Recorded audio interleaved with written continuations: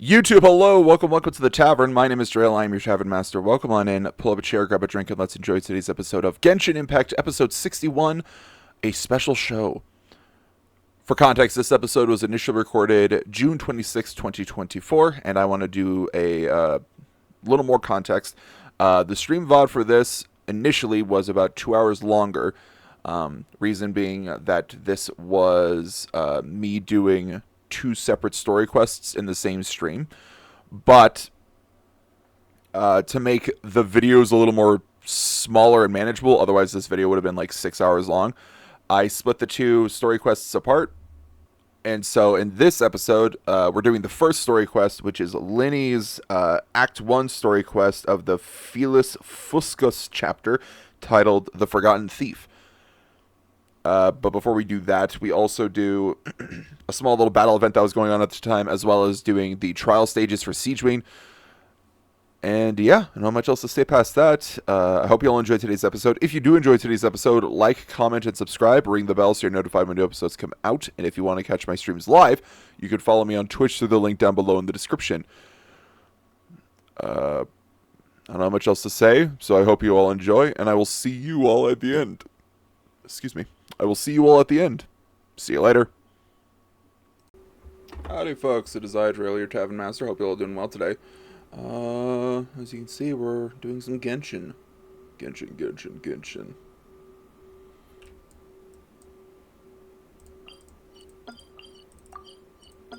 Oh my god. I can click on things, I promise. Jeez.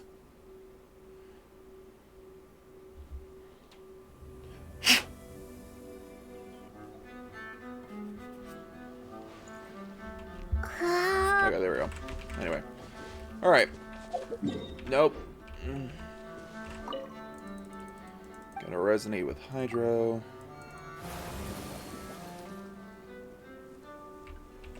And then we go turn on our commissions, get that money. Go make some... what's the word? Condensed resin.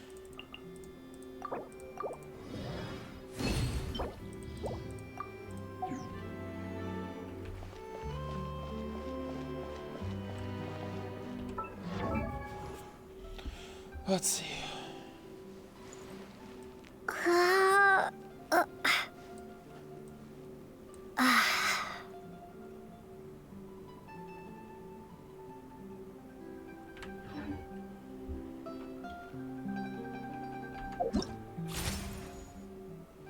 Endless forms most material. Battlefield is constantly changing and never static, only ever grasping new opportunities as they arise. Can victory be guaranteed? Set up a suitable party based on special characteristics and effects present using the advantages they grant to secure your triumph. Oh, so that's just doing fighting. That's just fighting. Right before I leave. Add Astro. Thank you for My pleasure. Okay. I'm gonna go see if the writer from Inazuma is still there, because apparently I missed the very end of that event. And I wasn't sure if you could talk to her again. So let's see if she's still here. She probably isn't since the event is over. But I'm willing to try at least. Nope, she's gone. Okay.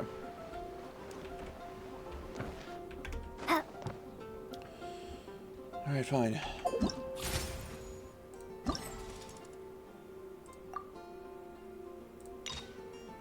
Sure.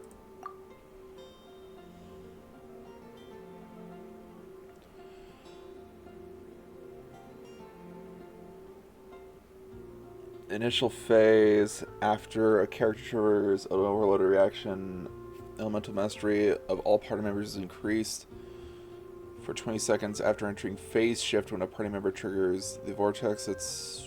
okay. So if that's what they suggest, I suppose I'll do catching Dia. My Chlorian isn't strong enough yet, so I'll do A and Toma here somewhere. There he is.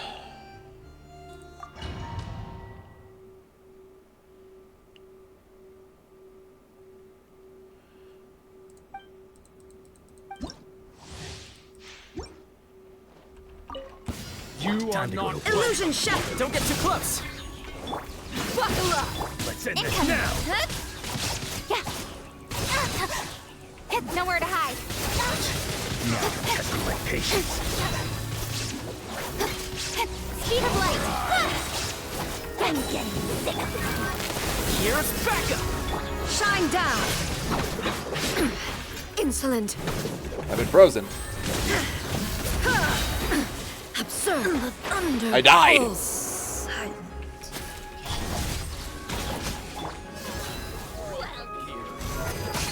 Cut to the chase.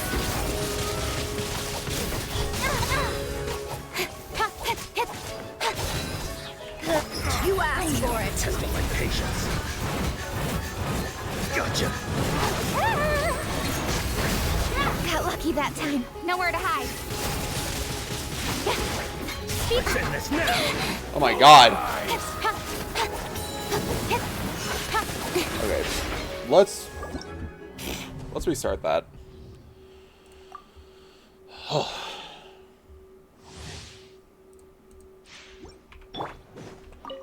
Fire it up. There is no escape. Look alive. Bro, why are you already active with your weapons? Now testing my Incoming. patience. I'm getting Supporting fire. nowhere to hide. Gotcha. Don't blink. Hey. Buckle up. Hide. You are not welcome here. Illusion shattered. You're dead meat.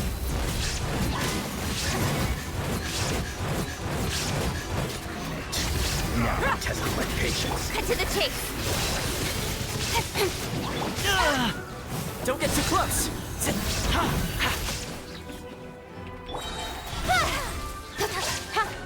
Let's get it on. Here's backup. Hey. Nowhere to hide.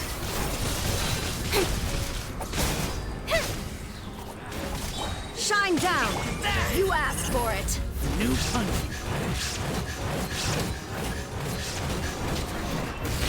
Look alive. With sword comes shadow.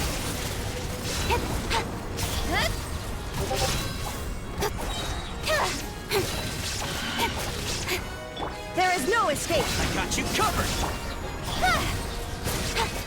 Cut to the chase.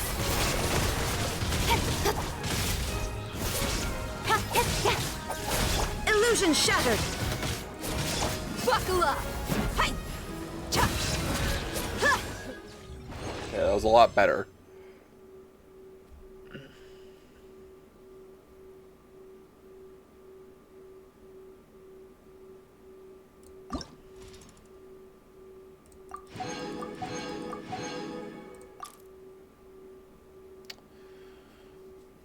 Faced with an onslaught of soul explosion. Oh wait. Even the most tenacious defense will be utterly annihilated after a character triggers an overloaded reaction. The destructive power of. Isn't that just the same thing that we just did? Are all these gonna deal with like Electro in some fashion? Sorry, not Electro. Overloaded.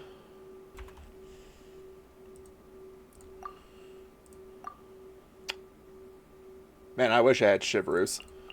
Sure, I'll take both of you guys for trial, since I don't have your actual versions. Well, I don't have you up to level 80. I don't have you at all. I wish I did. I really liked Chivalrous as a character.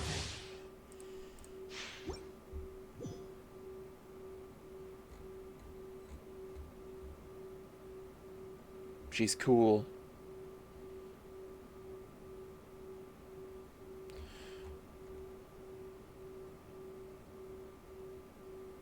She actually has her eye still, doesn't she? I'm trying to remember.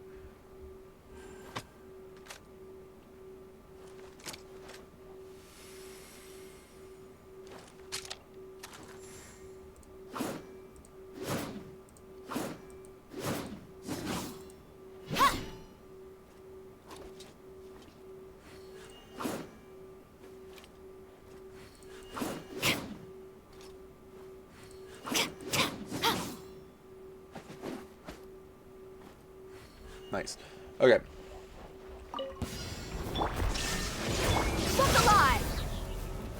Into the shadows.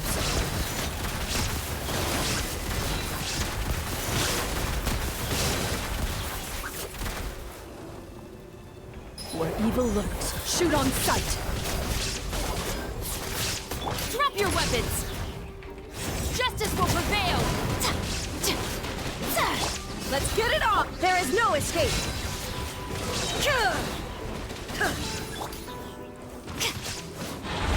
Ready.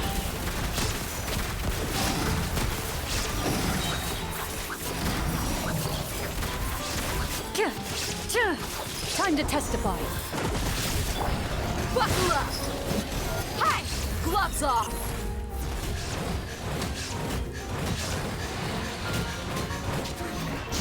Illusion shattered! Inazuma shines eternal!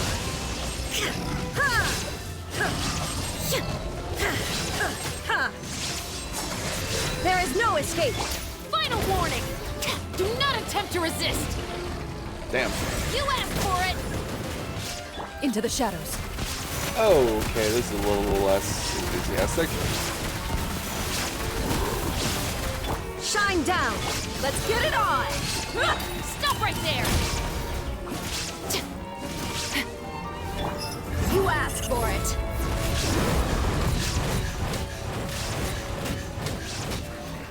Here we go. Hands where I can see them! Loaded.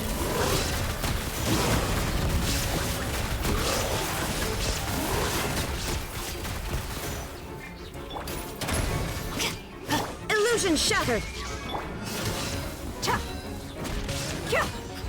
Hunt them down. Into the shadows.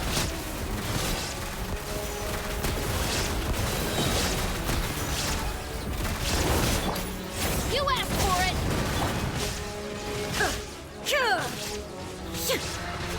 Buckle up! Hi! Time to testify. Torn to oblivion! There is no escape! Final warning! Ready. Oh, did I get it? No! I was so close. I was so close. Oh my gosh. Probably just going to finish this one in terms of, like, the challenges, and then we'll just move on to, like, main story stuff. It's character stories. Which is main story in its own way, I suppose. Look alive! Into the shadows.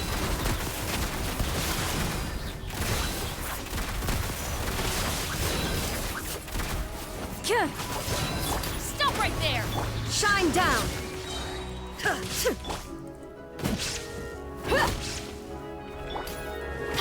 Hands where I can see them! Gloves off!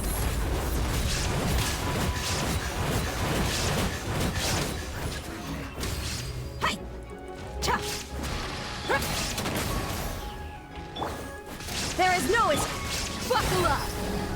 Hunt them down! Ready!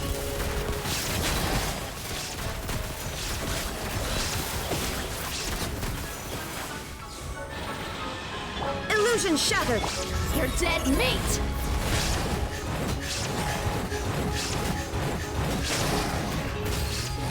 Look alive!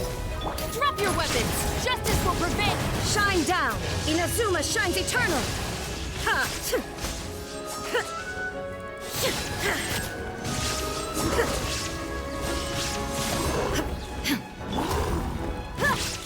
Stop right there!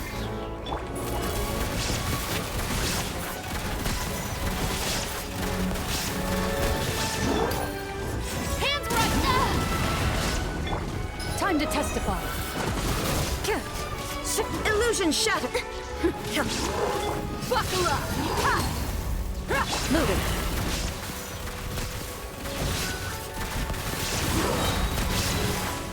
Hunt them down. Final warning! Shine down. Let's get it on. Into the shadows. Okay. Come on.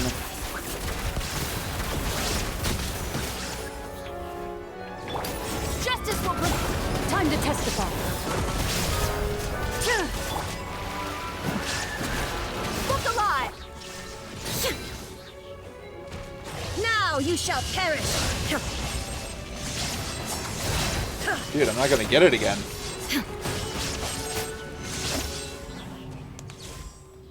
Oh, man.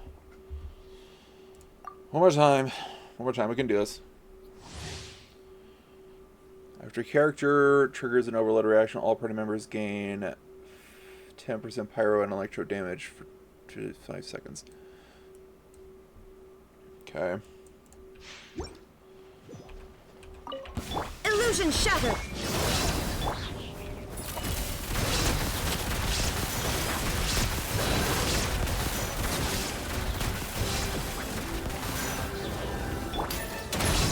You asked for it! Hunt them down!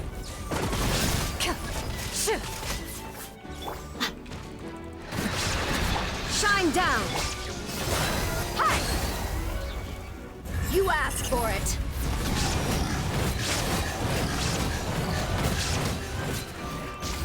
Huh. Cha.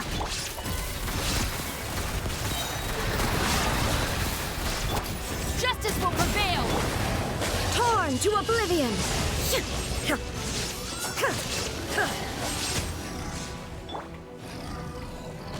Buckle up! Huh. Loaded.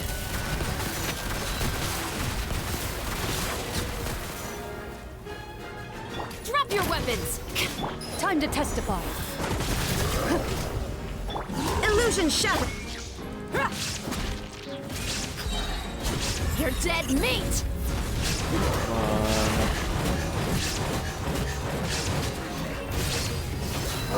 Final warning! Ready.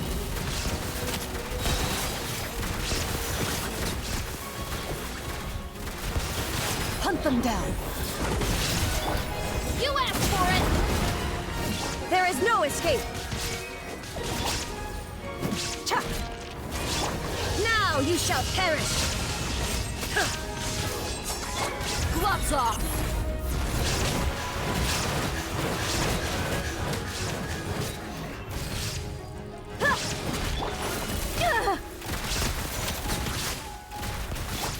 Justice will prevent where evil lurks. Shoot on sight. Illusion shattered. There we go. Okay. A lot better that time.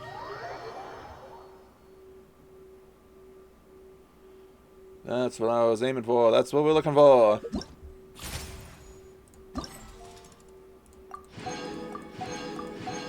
How many are there? 8. So 400. Yeah, 400. Primo gems there. Oh, you know what I haven't done yet? I haven't done the test run. So we'll just get the free primos from test running Furina and Sigewinne. And then we'll get to the story stuff. Yeah! Strike a pop! Nice and spicy! I'm out of here! Make my... Teamwork is dreamwork! Let my name echo in something! How dare you! Ninjutsu! Gotta dash! Almost dodged that! Yoo-hoo! Ha! I'm going in! You're toast!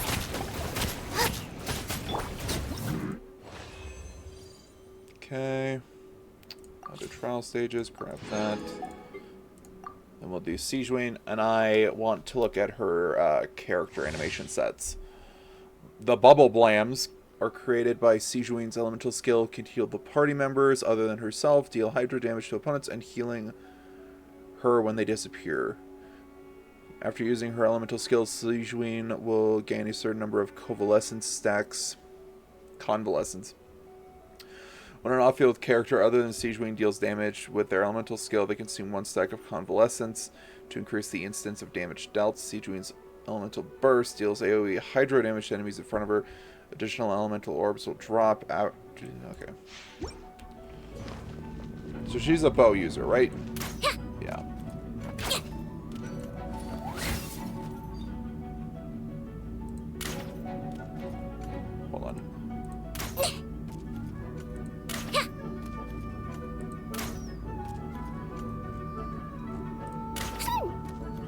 Huh. Yo!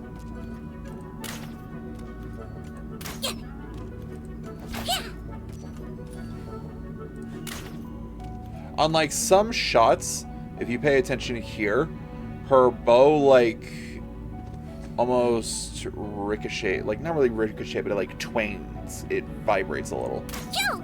Yeah.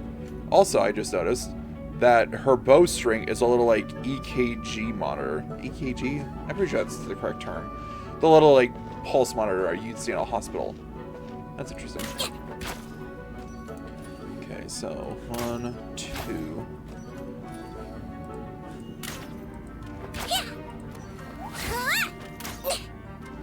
Okay, so she only does 3 attacks.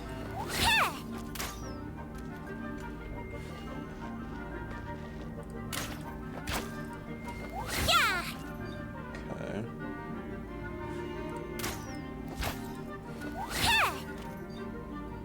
Huh? Okay.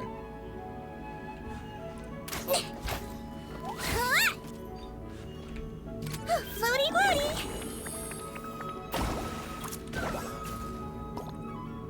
Okay, and it just automatically goes off by itself. That's what, 6 times? 4 times? Yo! Okay. Calm down!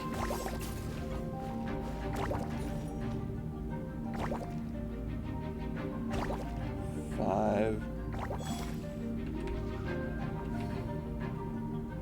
Try one more time. Let's blow bubbles! 1, 2, 3, 4, 5. Interesting. So it does 5 automatically.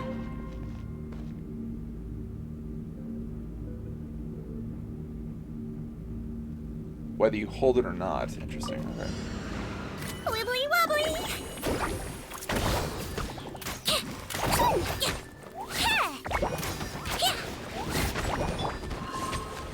No, my sword!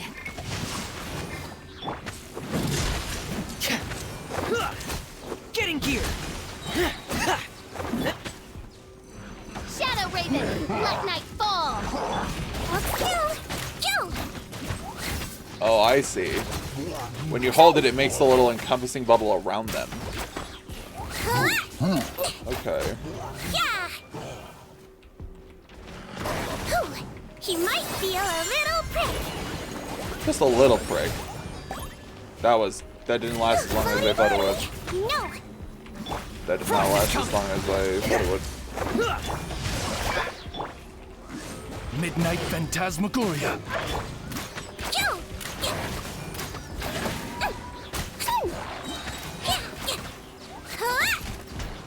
Let's blow bubbles! Oh, I swear, it's for medical research. Medical research, but they're robots. By royal decree, Shadow Raven, let night fall. Pair!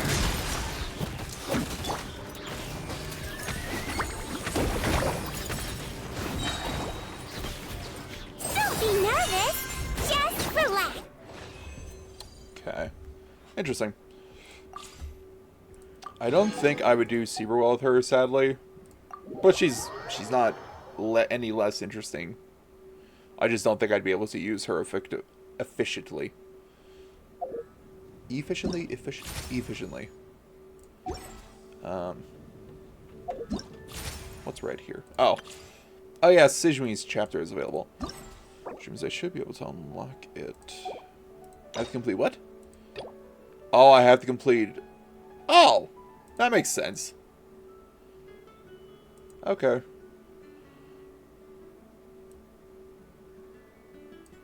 Well, anyway. Okay. Let's... I'm losing my mind here. Q? No. M. M for mission. Nope, M's for maps. Whatever. Story quests. Let's do Lyney's. Because I want to do Lyney's before... I want to do Lyney's mission before I do Arlecchino's. The Phantom Thief's reappearance. Talk to Charlotte. What does this mission entail? The bustling streets of the Court of Fontaine seem more lively than usual. Why not take a look around? Hey,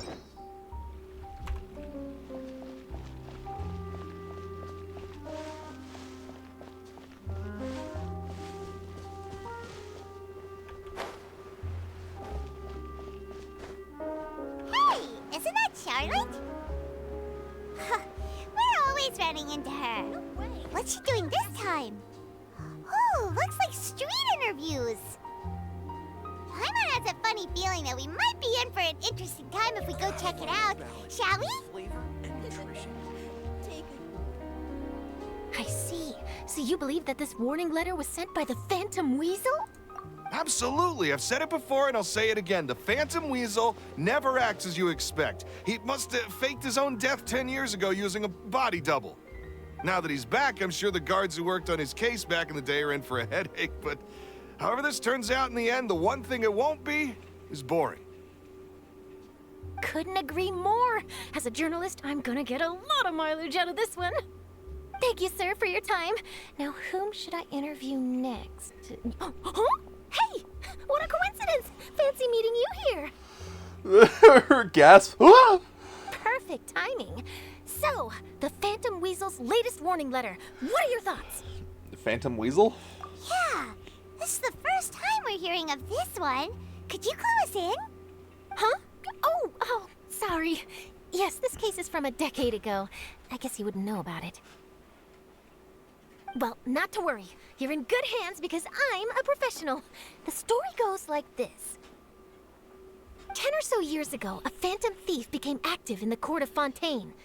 Known only as the Weasel, nobody knew his true identity, and the authorities never managed to catch him. Wow, cool! He sounds like one of those mysterious night burglars that you read about in novels. Precisely.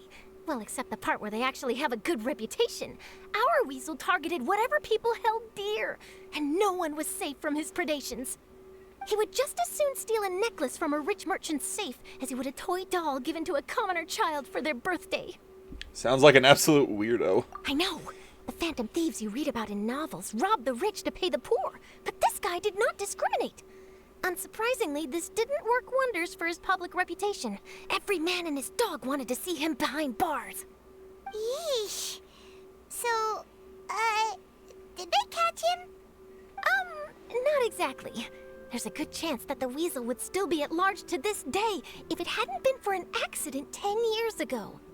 A magician named Caesar fell to his death in a botched high-altitude escape performance. When the police went through his personal effects, they found a hoard of stolen loot and gadgets used for criminal activities. And that was how the Phantom Weasel's identity was revealed to all. Sure enough, thefts in Fontaine went down after Caesar's death.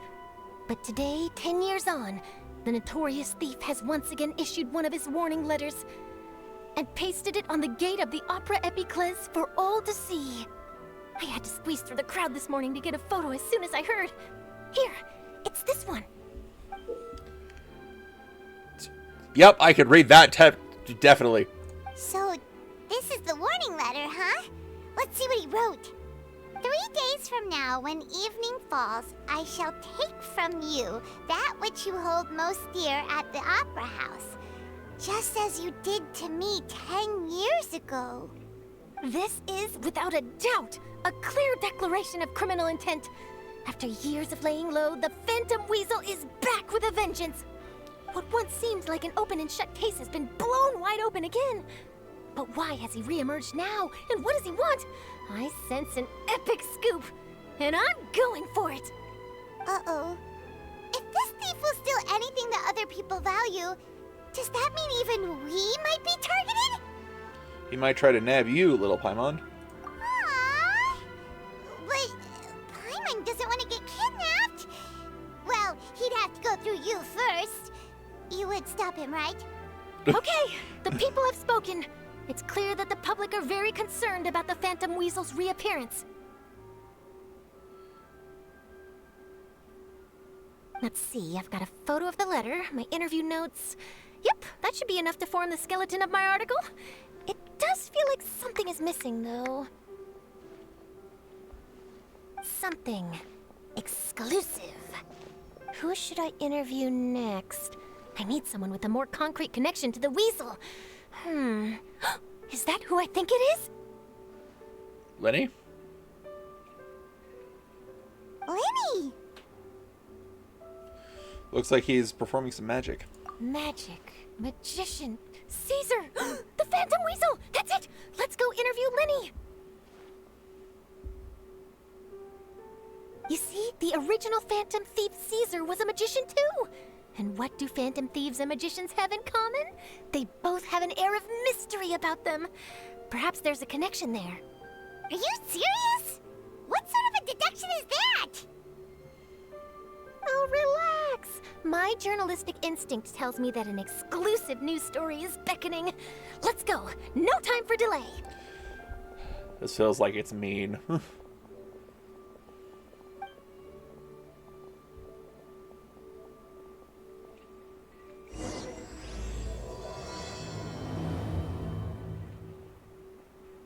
There's no point worrying about the future. Que sera, sera. What does that mean? Que sera, sera. Well, okay, since I have Charlotte in the crew. Like, since Charlotte is supposed to be with me at the moment. Where are you, girl? There you are. Nearer to the action is closer to the truth.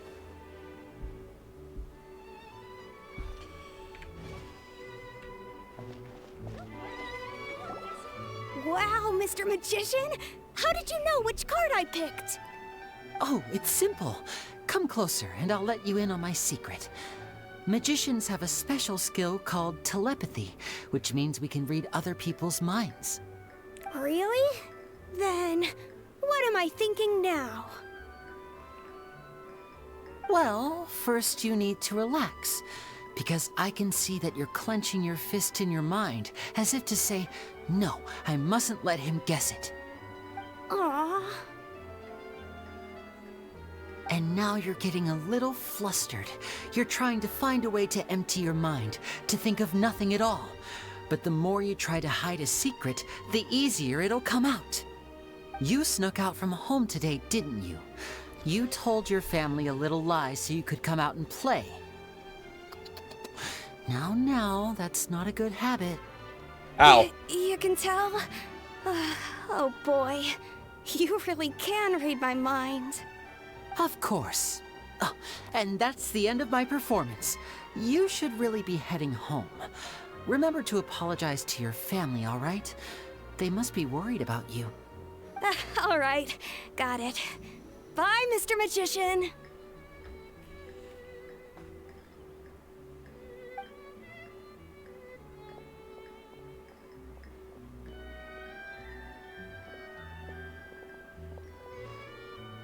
Hey, Lyney?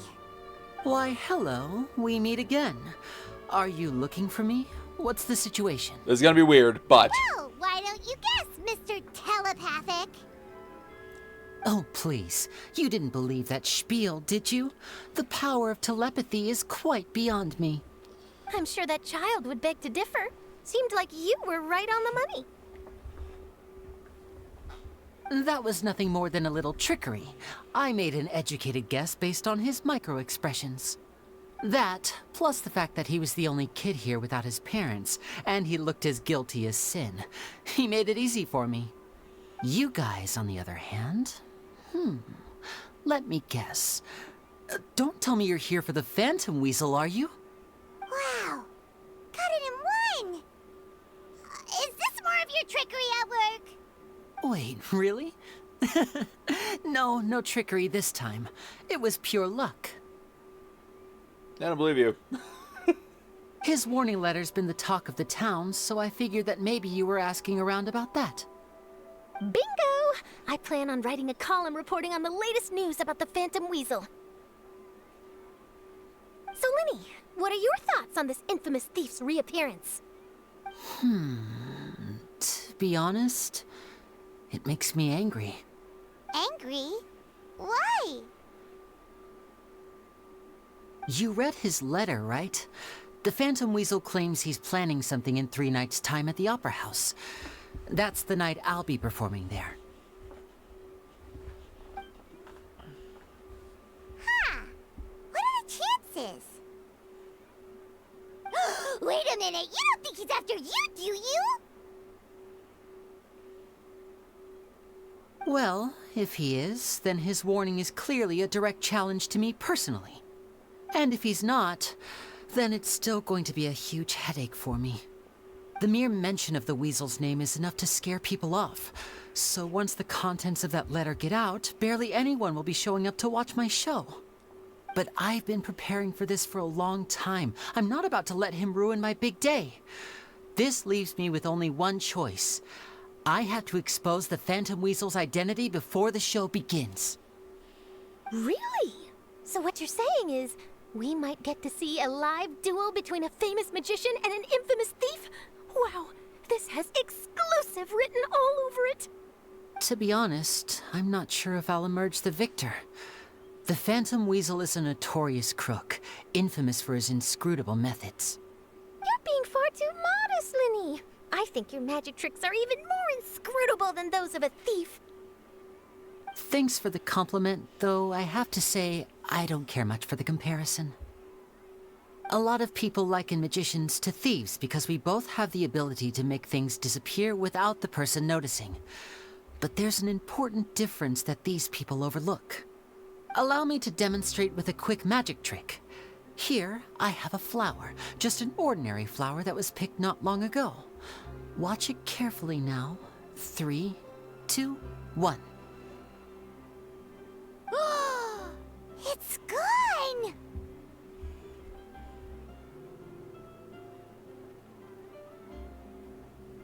Where'd he go? That's the question. Where did it go? Therein lies the difference between us. Thieves make precious things disappear, but only magicians make them reappear. If I could now invite you all to check your clothes, there might be a surprise in there somewhere.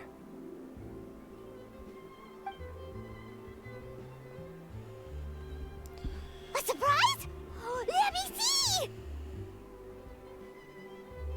Huh? It's right there! But how? You haven't moved this whole time! Magic. An outstanding trick! Sorry, Lyney, it seems that my previous praise was woefully inadequate. Clearly, magic is the superior art form to theft. Don't worry, I didn't take offense. I just wanted to take the opportunity to perhaps change some of the preconceived notions you might have about magicians. Since Caesar's death, a lot of people associate magicians with criminality. It can be quite frustrating. I can imagine. Coming back to your trick just now, might I presume that you are well versed in floral symbolism? For example, magicians often use rainbow roses in their flower-related performances to represent passion and romantic encounters.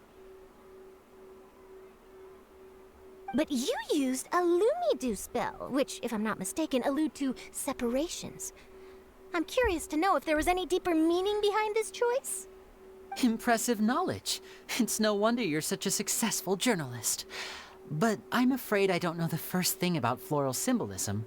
I'm just in the habit of using Lumidu spells in my magic. It sounds like something I should look into, though. I'll buy myself a copy of Fontaine's Floral Language Facts when I have some time. But it'll have to wait until this Phantom Weasel business is behind us. Well noted.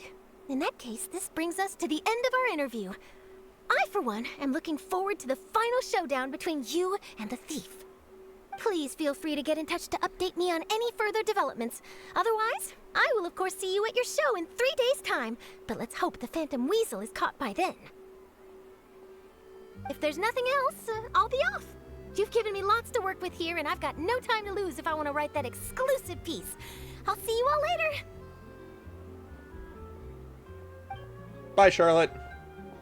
And now I must remove her from my party. So, Lyney, are you gonna tell us how you did that flower trick now?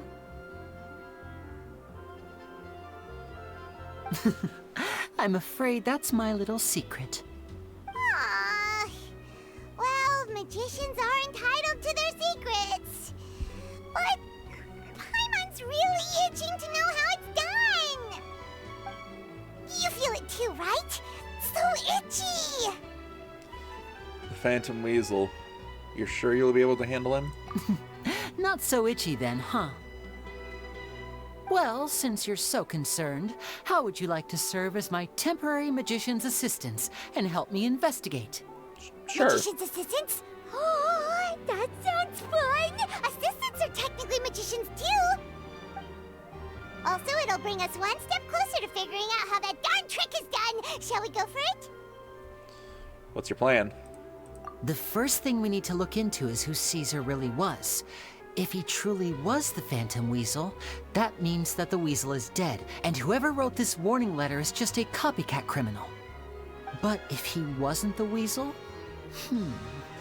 Well, that'll make things more interesting. It would mean that the Weasel lives, and he's been laying low all this time in some corner of Fontaine. And if we're investigating Caesar, his fiancée Gemma is a good place to start. Word is that she visits the cemetery often, so I asked Lynette to wait for her there. We should make a move. Let's go and rendezvous with Lynette.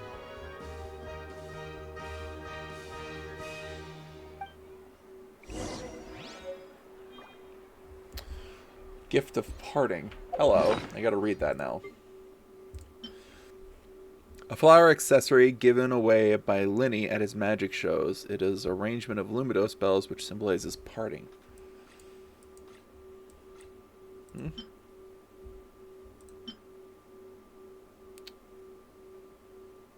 Interesting.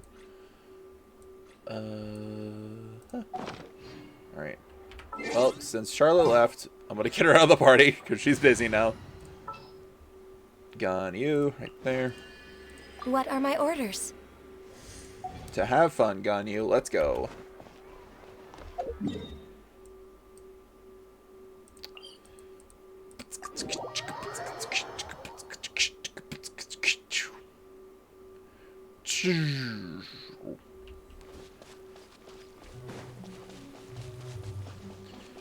Bum, bum, bum, ba-da-dum, dum.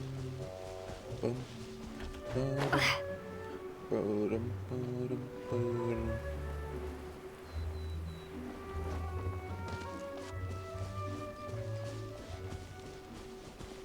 There's a lot of people here. Oh, hey, Lynette.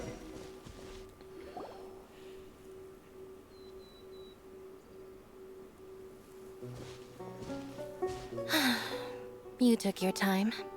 Sorry, I bumped into the Traveler and Charlotte en route, and we ended up chatting for a while. What's up? It's been a while, Lynette.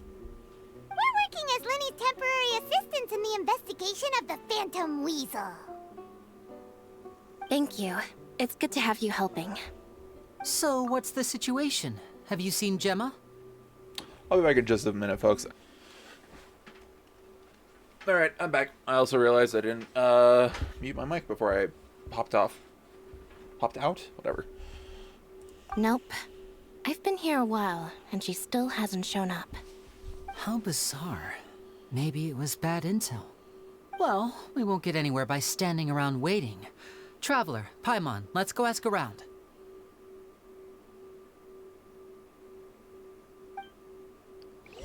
I mean, these people are kind of mourning. It feels kind of bad to ask them. I'll wait for you here and see if Gemma shows up. Okay.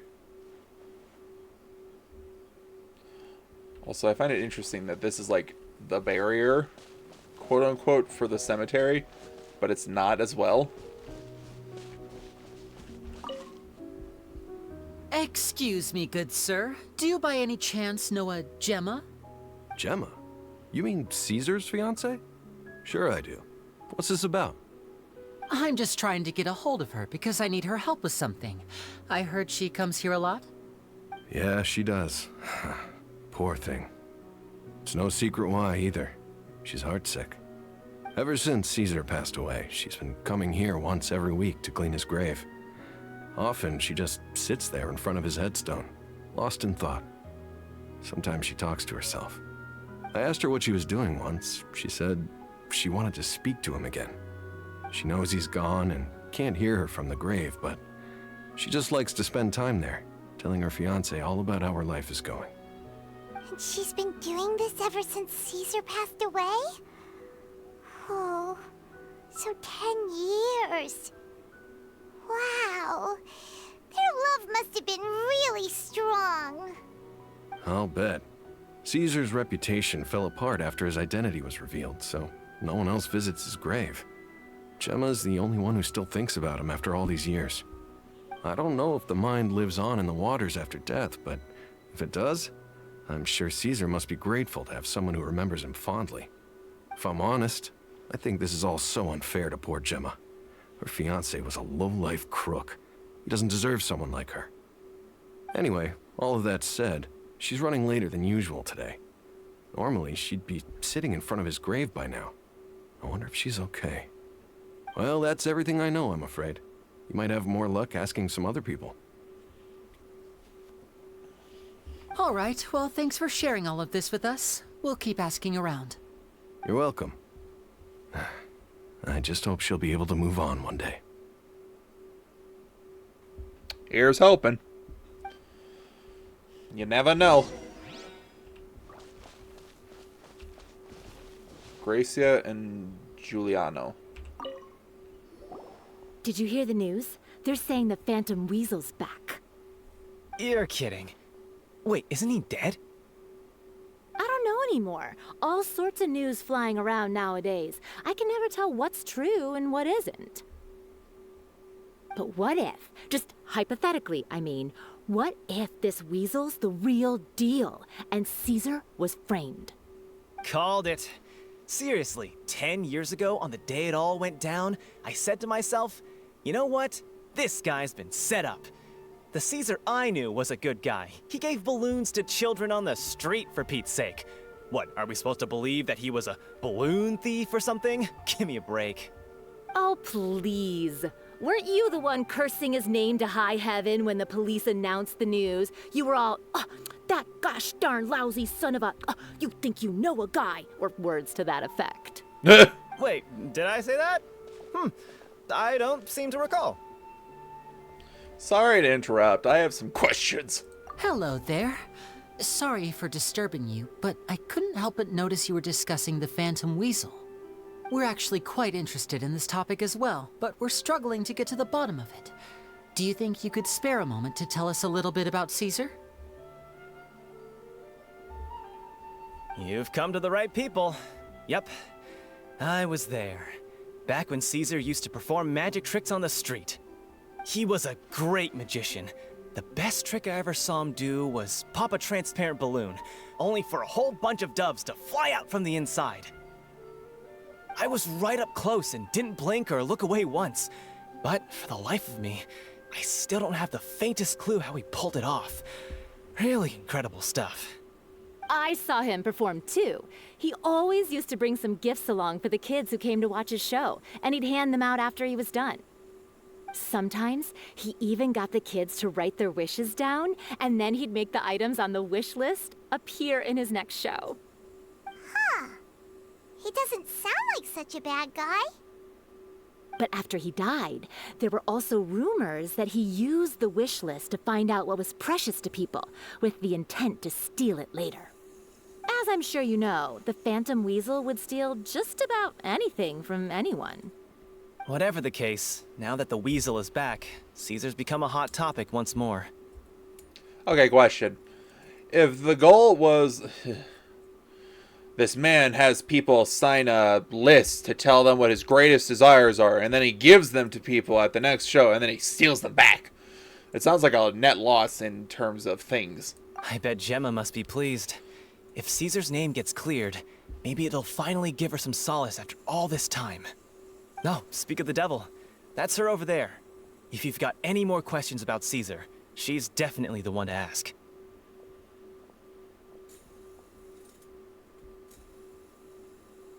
So that's Gemma. Is it just Paimon, or does it look like something's wrong? Wait, it looks like she's injured. Come on, let's see if she's okay.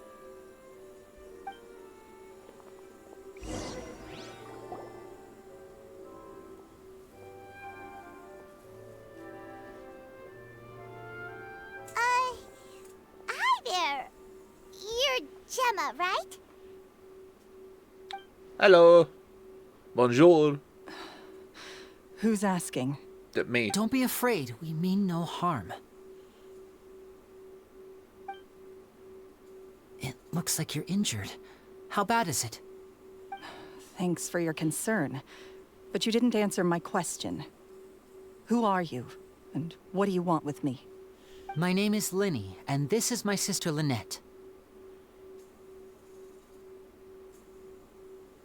My name's Paimon, and this here's the Traveler. We're investigating the Phantom Weasel. The Weasel posted a warning letter this morning. If he still lives, that means that Caesar was falsely accused. You knew Caesar better than anyone else. So if you're willing, we'd love to hear what you think about all this. I promise you can trust us. We won't hurt you. In fact, we'll do all we can to keep you safe. I never believed that he was the Weasel. Huh. I suspected as much. Okay, so going back 10 years, do you remember anything strange in the weeks leading up to the accident? Did Caesar have a falling out with anyone, for instance? No, not that I know of. Got it. All right, sorry for disturbing you. Lynette and I being of the same mind. If you don't have any more questions, please leave. I want to be alone with him.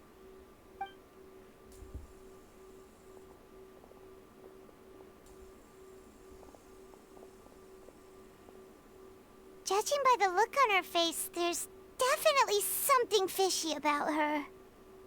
She's lying. She definitely knows something. Perhaps she simply doesn't trust us. That's fair. We're just a bunch of strangers who showed up and started questioning her about things that happened a whole decade ago. It makes sense that she'd be wary around us. In any case, I doubt we'll get any further here, so let's call it a day. Meet me outside Hotel de Boer tomorrow, and then we'll start the next step of our plan. Hotel de Boer. That's on the southwest side of the city? I believe it's there.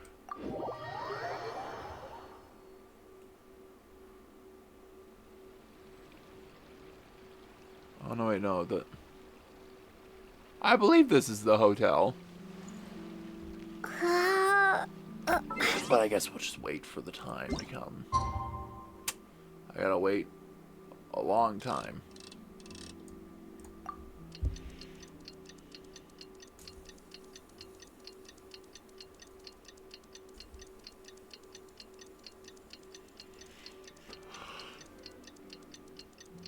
I didn't realize how much time had passed.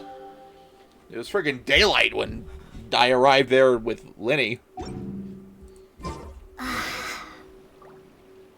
Oh, I was right. Sweet.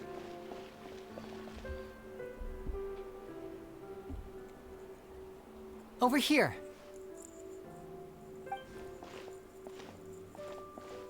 Lynette's not joining us today? I've had her follow Gemma and see if we can make any inroads with her. They should be at a cafe right now. Still, I don't think that Gemma's likely to open up to us. So, we need a contingency plan. Where should we start? Today, we'll be looking into a guy named Lorenzo, Caesar's former pupil and assistant.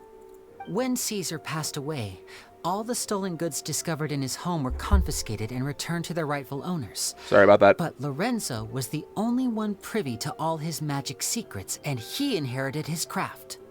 Before long, Lorenzo was the next big magician in town, his fame surpassing even that of his master, and it made him very wealthy. He's since left the magic scene, though, and these days, he's a wealthy businessman with his fingers in a lot of different pies. I had to pull a lot of strings, but I managed to get him to agree to a couple of drinks with me. Be warned, though. I hear he's got a hair-triggered temper. We'd best be careful. He has a hair-triggered temper, and I am as calm as the deep sea. We shall see who will hold that longer. It'll be me.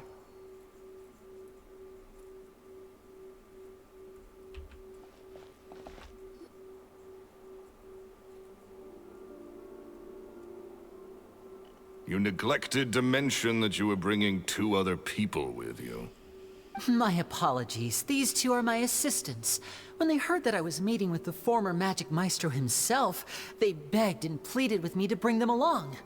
And if it's no trouble, a couple of autographs would really make their day. Oh, forget the pleasantries, just sit. He's a cup of tea, isn't he?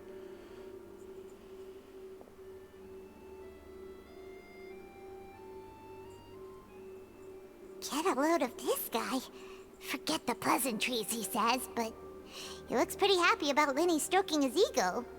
I only agreed to meet since we're both magicians.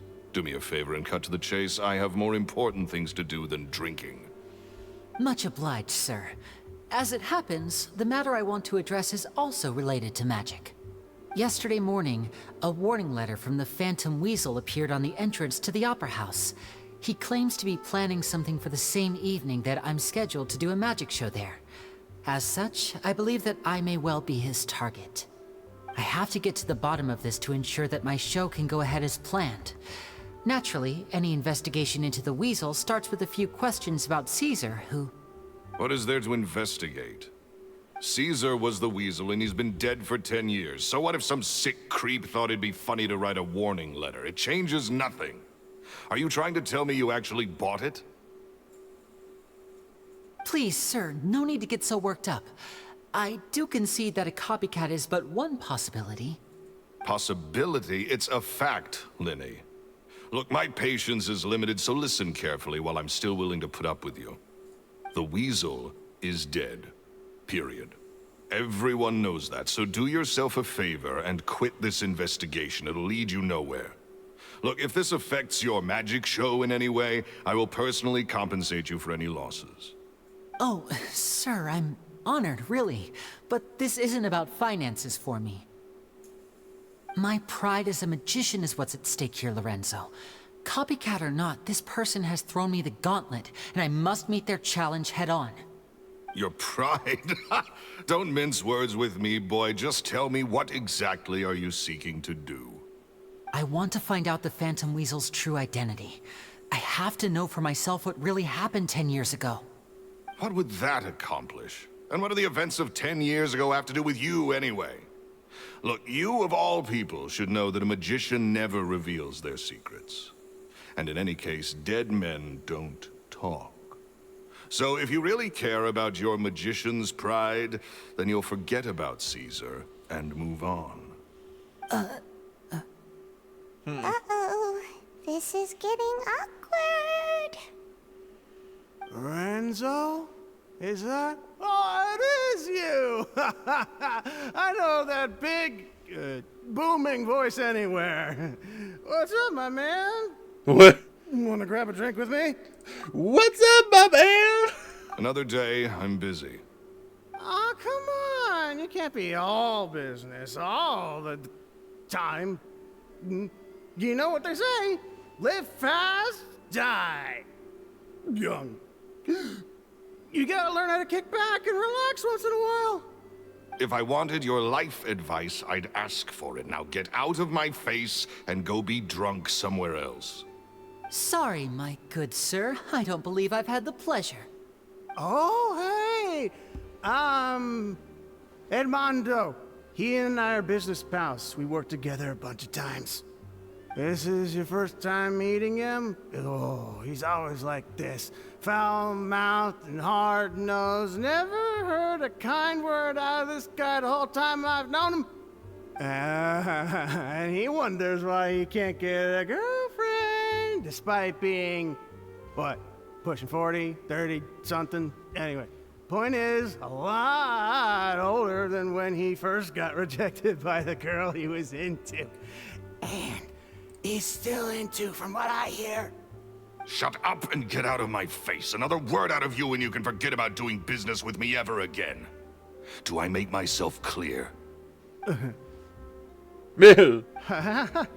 Sorry, I may have had a little too much to drink. All right, I'm gonna leave. Don't work too hard.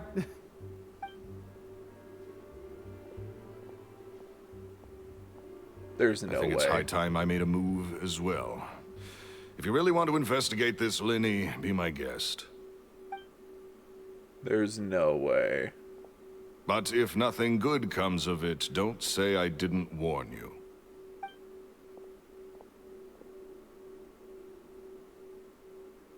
Well, that fell to pieces in a rather spectacular fashion. Any thoughts? Okay, I'm taking a stab. He was Caesar's apprentice. Caesar was engaged, that's the word, to Genma. I would say there's at least a 60 to 80% chance that he was infatuated and had a crush on Genma. Anyway, Gemma? Gemma. Totally. And what was all that about compensating you for your losses? Why would someone you just met make an offer like that? He's gotta be hiding something. And not like Gemma. She was a little suspicious, but this guy's definitely covering something up. I think so too. We need to look into Lorenzo more closely. That guy Edmondo seems to know a thing or two about him. He only just left. Let's see if we can catch up with him.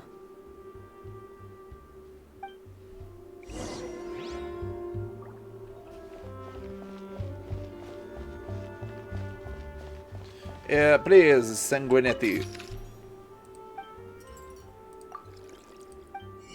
Oh, yeah. I knew it.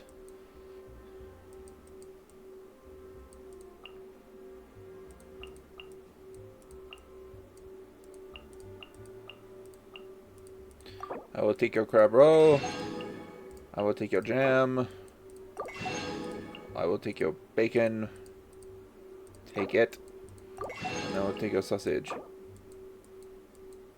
And then I'll buy both of these recipes, please and thank you.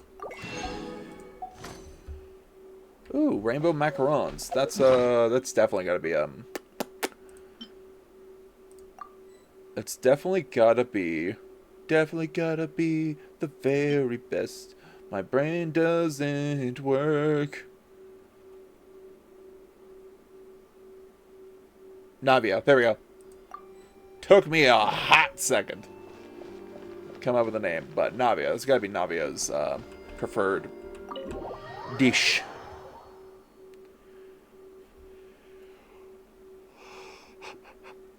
Oh, excuse me. Hello, Edmondo.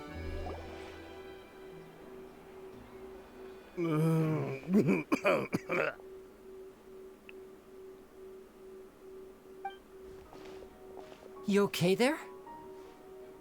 Who are you? Oh, it's you guys. Don't worry about me. I must have had one too many. I just need to ride it out. I said way too much back there, didn't I? Yeah, I nearly talked myself into complete financial ruin. Note to self, no more drunken chats when Lorenzo's around. So, he was serious about threatening to cut you off? Ugh, Paimon knew he was a bad egg. Hey, keep your voice down. Don't go prying into Lorenzo's personal affairs. Bad things happen to people who ask too many questions. Or make it... What kind of bad things? Don't even ask. I'm sorry, I'm gonna have to cut this conversation short. I'm not crossing that line again. And take it from me, trouble with Lorenzo is one thing you don't need in your life. You saw him flare up back there. I don't know what you said to him, but clearly it touched a nerve. That's not a good sign. You're too young for this. Don't get in over your head. I'm leaving.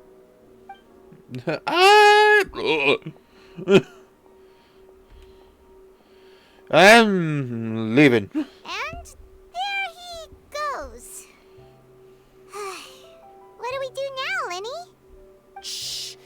I think we're being watched. Someone was listening in to our whole conversation. Don't say anything and don't look back. Any altercation in the city will attract the guards. We'd better take this elsewhere.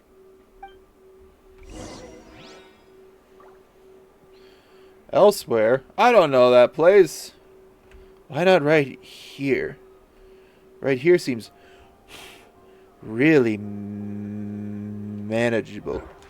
Oh god. I forgot that button did that.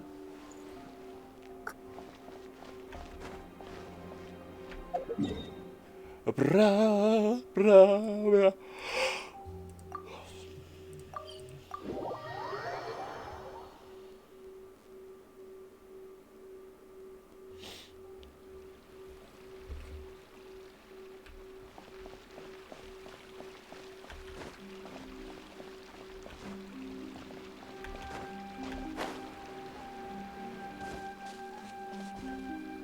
We're out of the city.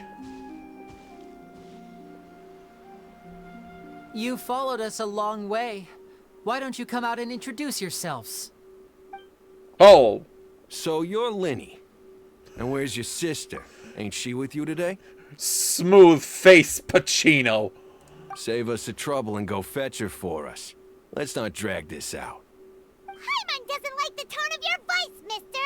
Who sent you, huh? Save your questions, missy. You ain't gonna need answers where you're going. Capiche? Painter De Niro. Also, guys, I don't like that your sunglasses don't actually have, like, the things that connect to your ears. Looks like we can't avoid this fight. Now, I'm not the strongest fighter, so I hope you're ready to back me up. Well, lucky for you, I am the strongest. We got this.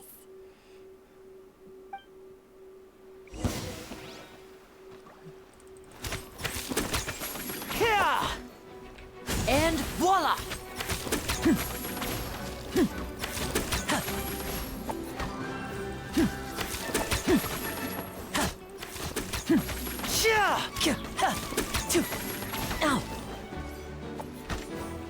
Step right up. Curses. They're tougher than we thought. Curses. Vision wielders are always trouble. Intimidation ain't gonna work like it did on the lady. Come on, let's scram! The lady. Hey, wise guys! We ain't through with you yet! Oh, they got away! Did you catch what they said just before they left?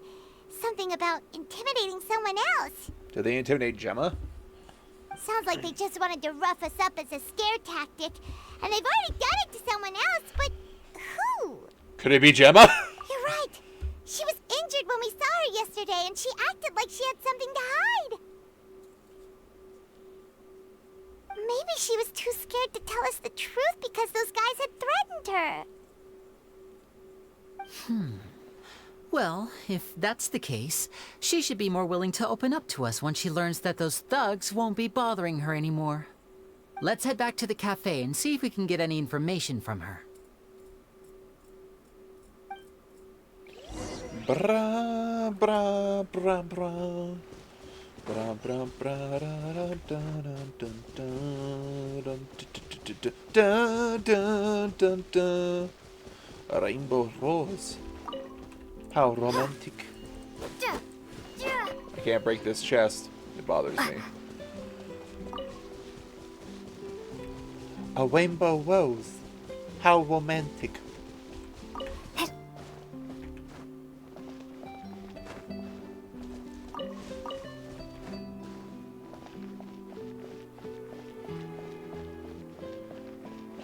Time to get on the aqua bus. Gotta wait right here. After a while. Hello, Elfane. Immediately. Oh. When does the immediately? Oh. Okay. Welcome to the Navia line. This journey will be returning to the Court of Fontaine. I am Elfan, your tour guide for this trip.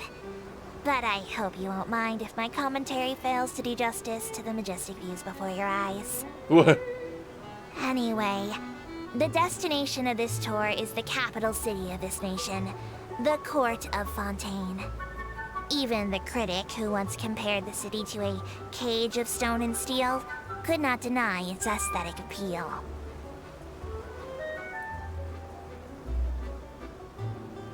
Nice. Oh yeah, there's the To destroyed... the right of the aquabus, suspended in midair, is Fontaine's renowned research institute. I hear the employees there do crazy overtime regardless of rank or distinction.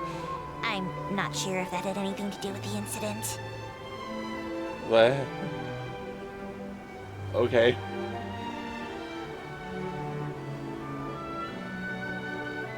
It's been a while since I rode the aquabus. It's nice and pleasant. Excellent. We've reached the terminal station. Please prepare to disembark. I don't mean to hurry you, but there are just so many attractions in the Court of Fontaine worth visiting. I recommend that you begin sightseeing as soon as possible, so you encounter as many of these treasures as you can. As for me, I might use this opportunity for a rest. Maybe I'll go to our ways for a cup of coffee. Even tour guides need a pick-me-up now and then.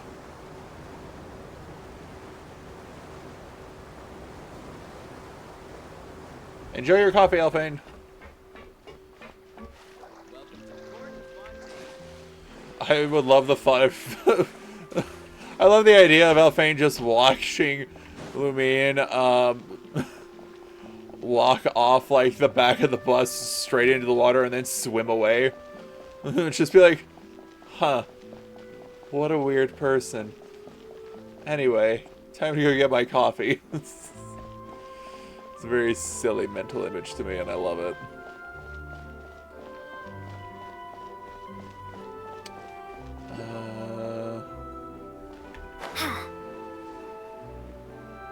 Bird. Wait, there it is.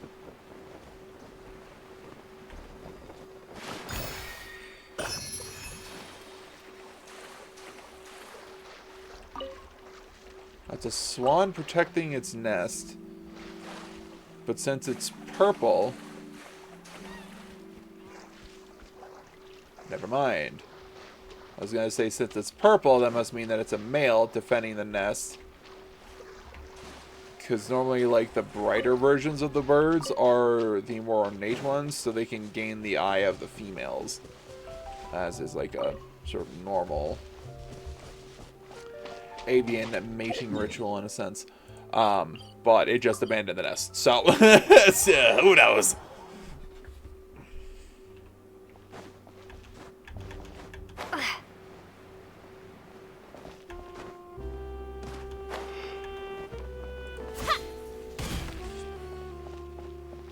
Menth.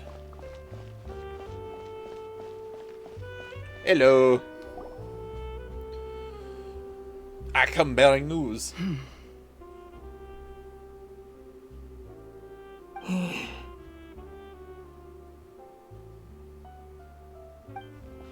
Gemma? You again.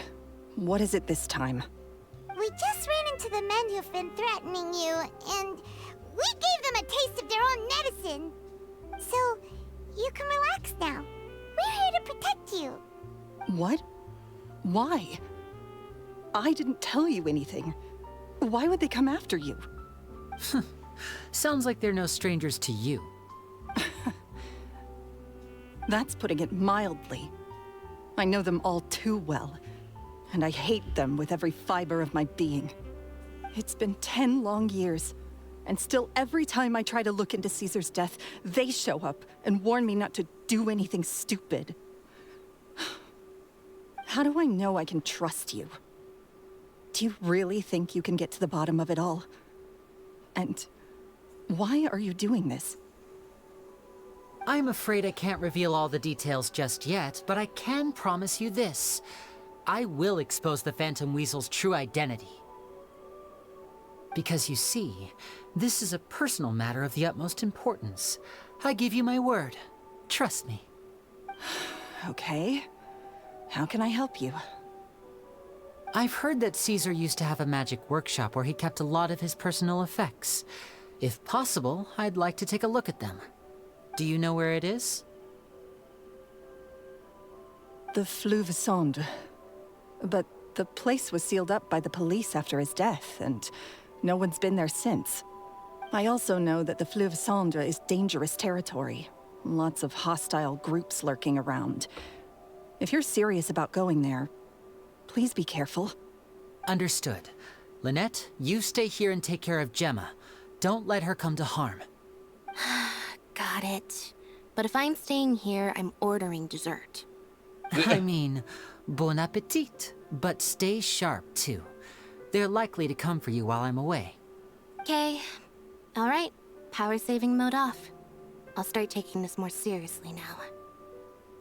Power saving mode off.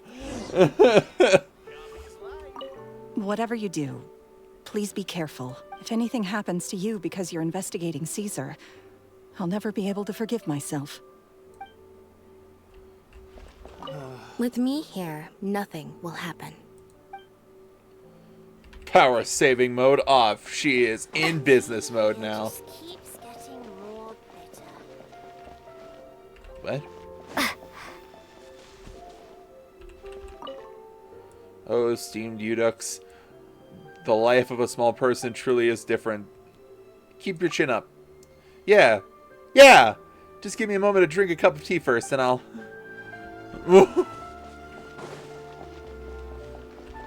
Yeah! Pencils!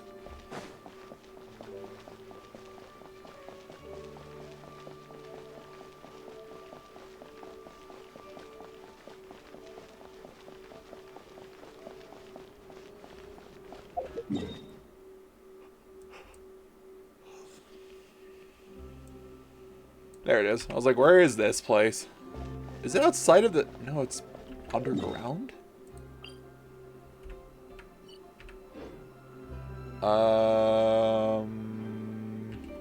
If it's underground, then... Over this way? I think so. Yeah, there it is.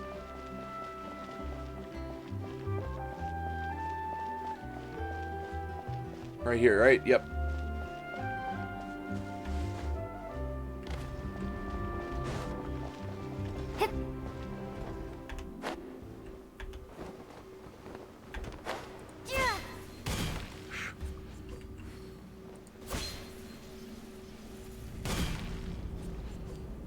Okay.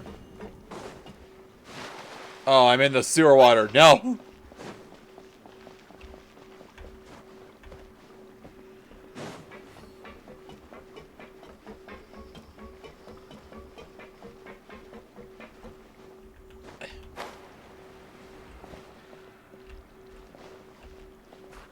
This is his workshop? If Gemma gave us the right location, then the workshop should be right nearby. Huh. Looks like these boxes are blocking the entrance. Let's shift them away first. You help Lyney move the boxes aside. It looks like no one's been here There we in a go. long time. It should be just down here.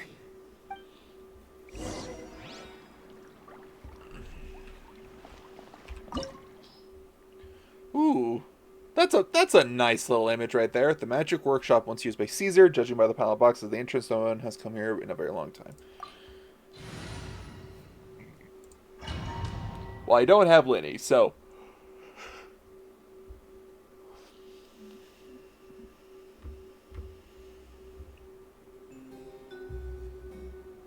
Why is this sign glowing? Ooh, listen to that smooth jazz.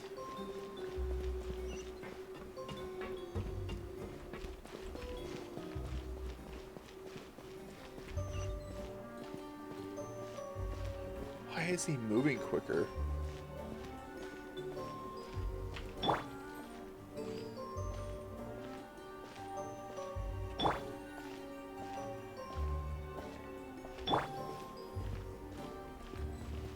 Yeah, he's like moving quicker. Oh man. Whoa. So this was Caesar's workshop. Nothing suspicious here, just normal magic props. What's it? That was a thing. Also, Paimon, I don't understand why you would think this is a normal magic prop. It's a floating platform powered by gears.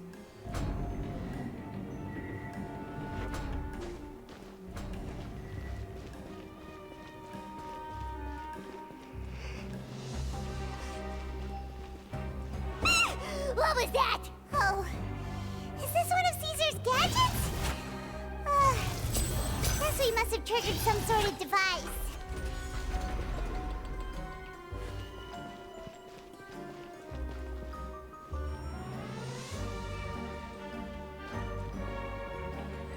Ba-dum-bum. Ba-dum-bum. Right, Pam? It's... Hello? Now disappear!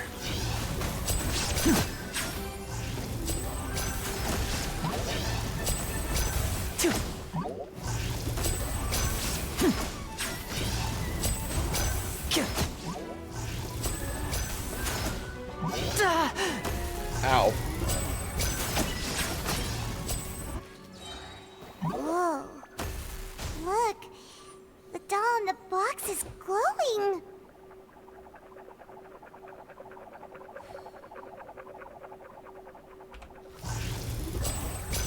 There's something written on the card on this doll. Let's take a closer look. I'd like a little dove. I want a robot with cool powers. Note, you need your parents' permission to own a pet, and you also need to take good care of it. I brought a fluffy toy dove for you this time, but if you're ready to own a pet, I'll make you a real dove appear next time. I want a bucket of fried chicken that never runs out. I'd like a new bag. Note, there is no such thing as fried chicken that never runs out, just as there's no such thing as a child who never grows up. Also, eating too much fried food is bad for you. Make sure to pair it with something healthy like a salad, alright? Huh.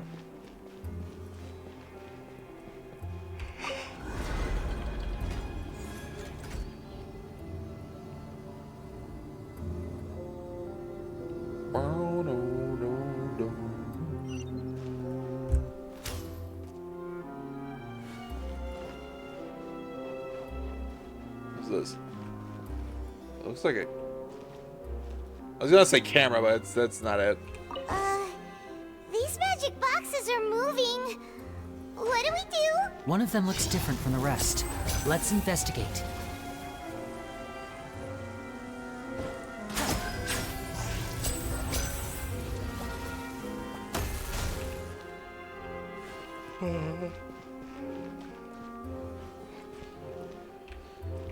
What are these crystals?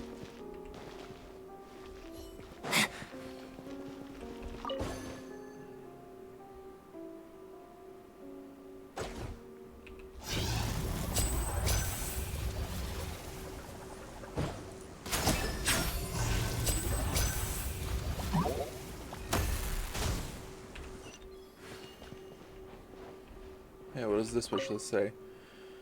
When do we get to go to your wedding, Uncle Caesar? I want to watch your shows even when I'm grown up, Uncle Caesar. Do you have to go on tour? Can't you stay here with us, Uncle Caesar? Oh my, the round of wishes has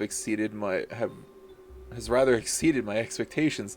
The wedding will be held very soon. Don't worry, you're all invited. The tour has already been scheduled, but I will definitely be back, and you'll always be welcome at my shows if you like magic. What does this one say? I wish my parents would get back together. I wish for good grades in my next exam. I wish for my little sister to have a normal life free of danger. Oh, I want you to know that you can always share your troubles with me, children, but some of these wishes need more than magic for them to come true. They need power of your hard work. I wish you the best of luck and hope that all of your wishes will come true. Man.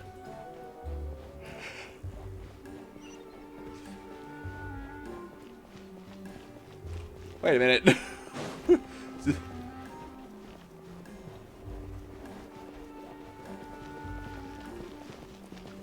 Okay, it is flush against the wall. I was about to be like, wait a minute, did this box get bigger on the inside?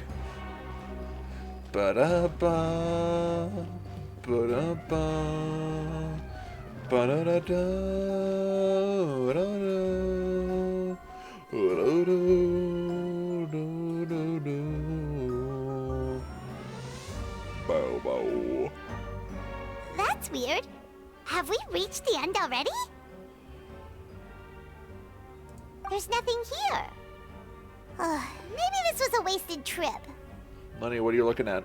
This place seems a little too ordinary for a magician's workshop. There's a distinct lack of mystery. We've triggered quite a few devices on the way here. I'm starting to wonder whether Caesar built this whole place as one big, elaborate magic contraption. If so, then there must be more to this place than meets the eye. Maybe a hidden room somewhere. Aha! If I just move this book, then hopefully... and... presto! He's standing on books. A secret passageway! How did you know? I'm a magician too, and apparently great minds really do think alike. Looks pretty big inside.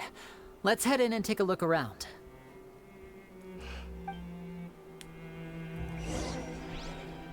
Ba-da-ba, a money chest. Brow, brow, brow, brow. Shine down!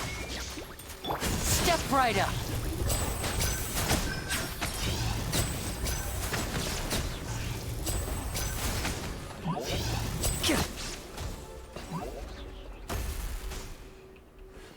After this mission, I might have enough,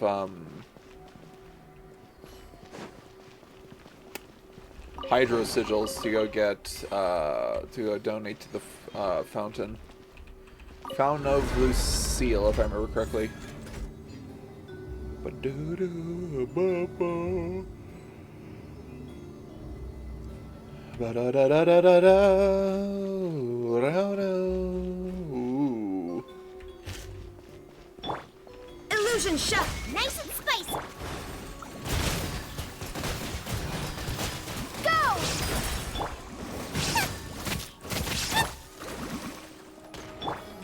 Now disappear!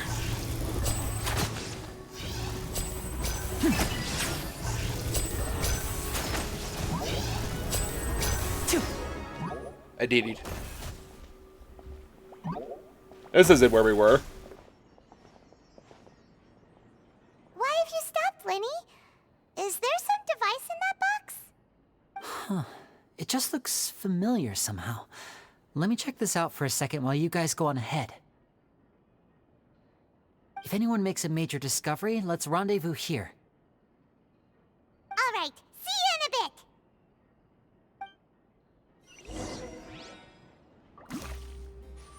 The placement of this device inside. If I remember correctly...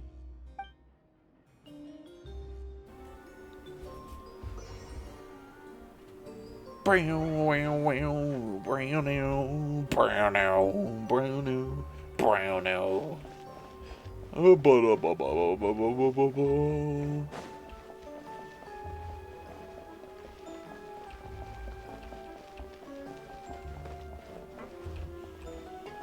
Hello?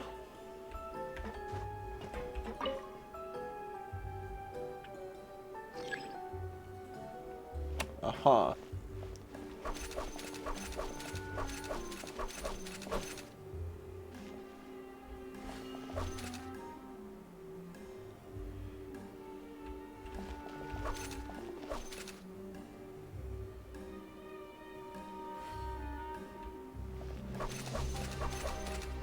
Fudge. Oh, seems like we can't step on the same tile twice. Guess we've got to finish it in one run, huh? I was so close to. I just made the tiniest slip up.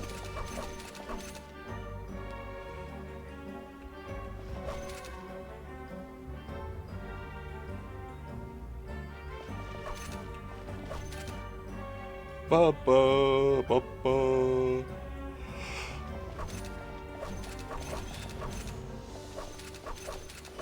I did it.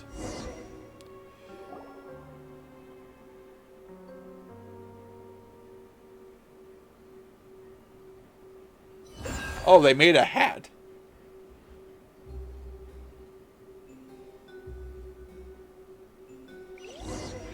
I kind of wish there was like some magical gear sounds that went with that, I'll be honest. Wow! There's a hidden room here! I don't know if I'd call it a hidden room, Paimon. Oh, this bookcase is full of Caesar's own notes. He wrote a lot about the principles of magic. Whew. Much too advanced for Paimon. Hey, look! Is that Caesar's diary on the table? So it would seem. Also, Paimon, there was a door. How is it a secret room if there's a door? Well, that seems dangerous. Okay, we'll sit in his chair. I can't sit in the chair. I'll stand on the chair and read his diary. This book's thick as a brick! Let's take a peek inside it, shall we?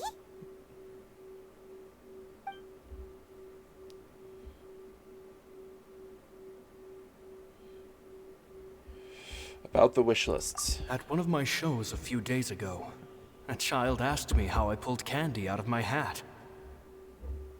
As a joke, I told the kid that the hat has a built-in wish-granting machine. Next thing I know, today a whole bunch of kids were pestering me to pull all sorts of things out of the hat. So I told them another white lie. The machine needs time to power up, but in the meantime, you can write your wishes down.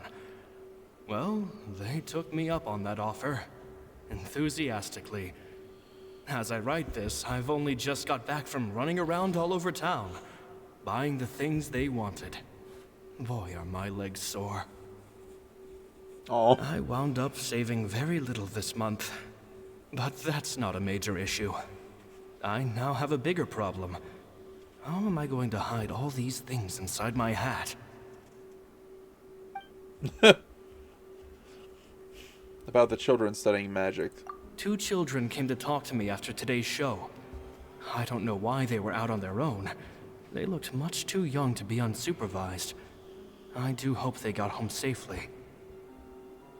Anyway, they said that they wanted me to teach them how to do magic. It's not uncommon for children to ask this, of course, but I've never seen any of them as serious about it as these 2. I told them that learning magic is very hard work, but that didn't faze them at all. It's like they already knew. And they seemed so committed. I couldn't turn them down. No way. Is it the twins? It seems like something's bothering Lorenzo lately, but he won't open up to me about it. Surely he's not upset that I agreed to teach those 2 children. I'll have to talk him around. I have a good feeling about those kids. They're naturally talented, and it seems like they're not new to the world of magic. They have all sorts of fantastic ideas. All I'm really doing is helping them develop a more professional standard training plan.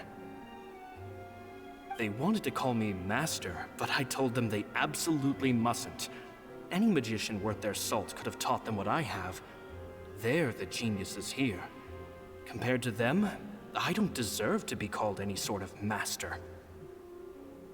With time, I have no doubt that they could become far greater magicians than I. My only concern is why they're so mature for their age. I fear they've had to grow up too fast. I don't dare to imagine what they must have been through. Oh. Gemma thinks so too. She doesn't like being around them.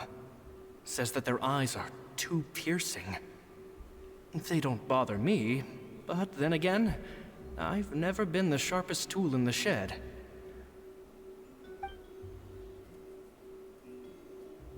They don't bother me, but I'm kind of stupid. It's nearly time for me to go on tour. I asked the 2 kids if they'd like to come with me, but they shook their heads.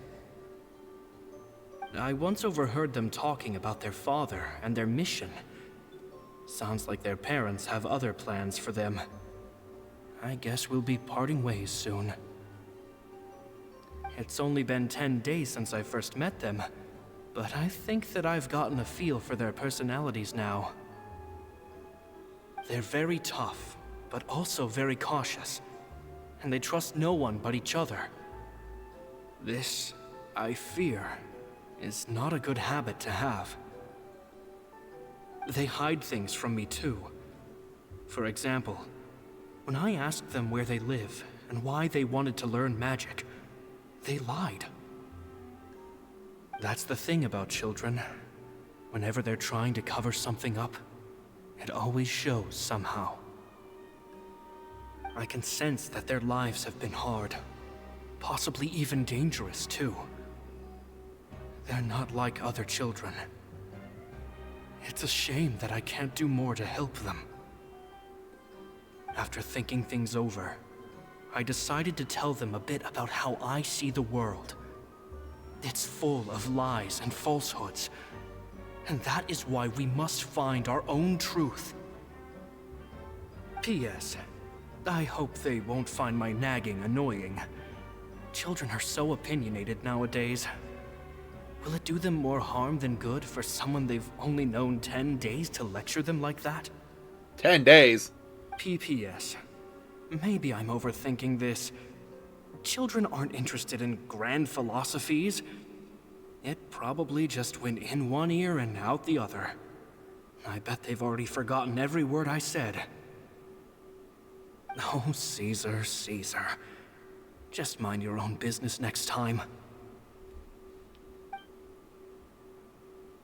Stop reading. So it's definitely the twins. Two magic geniuses with a father and a mission, huh?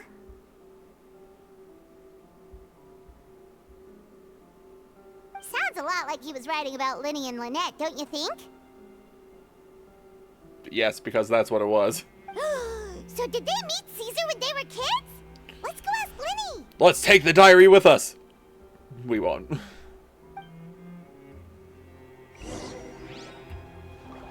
Granted, diary, pretty good condition for being in this room. Though I guess this room was kind of vacuum sealed with this very cool door. But still, that room was closed for 10 years, and that book was just open. The fact that it lasted so long is a testament to its sturdiness, I suppose you could say. Hey, Lyney. Lyney? Shh, hold that thought. As I expected, there's a lot of fishy things going on in this place. Fishy? Uh-oh, what have you found? All in good time. Before we go over our new leads, I want to tell you how a high-altitude escape is performed. Sure. First, the magician slots themselves into a magic box in full view of the audience. The box is then suspended high in the air, and a short while later, the base automatically opens. At this point, a dummy will fall out of the box, but it looks real enough to grab the audience's attention, and they start wailing and screaming. Meanwhile, the real magician, who has by now blended into the crowd, waits for a good moment to make their appearance and put on a hysterical performance. Oh no! Is that me? Did I just fall to my death? Very vivid description. Paimon can really picture it. And then what? The audience's gaze then turns to the magician, and by the time they realize what's happened, the dummy has vanished, as if everything that just happened was some sort of shared illusion. Of course, that's just how I think the process should work, theoretically speaking. Theoretically speaking? What do you mean? The inventor of this trick never performed it successfully. When the box opened, Caesar was the one who fell out, and not the dummy. I see. He fell right to the ground from the highest point of the opera house. No one could hope to survive that fall. Not without a vision, at least. and no one else has ever attempted this trick since. My understanding of how it works is just based on what I could gather from his notes and the relevant gadgets here in his workshop. So Caesar's famous high-altitude escape has never been done, huh? Paimon was about to say how cool it would have been to see it in person, but if it's that dangerous, it's probably for the best that no one else tries to do it. Wait a second. So if a dummy's supposed to drop out of the box, then where does the real magician go? How does he get out? Glad you asked. That brings us to the secret of said box. This box right here is the one that Caesar constructed himself to use in the performance, and it's not as simple as it looks. Inside, there's a device that only the magician himself would know about. Once the magician's inside and the box is lifted up into the air, the audience's view of the box is fixed at a certain angle. From where they're standing, they have a clear view of the front, sides, and bottom, but the back and the top are now no longer visible. At this point, the magician presses a button inside the box, opening a secret door out of view. He then escapes through this trap door onto the opera house roof, waits for the dummy to fall and distract the audience, and quietly returns to ground level. That's way simpler than Paimon imagined. Even Paimon could probably do it. Well, there's a little more to it than that, of course. The hardest part of this trick is controlling the audience's mood and reactions. That takes an exceptional degree of showmanship. There's the falling dummy, the miraculous reappearance, the pompous performing. Maybe the magician would even have themselves tied up before it begins to strengthen the impression that there's no escape.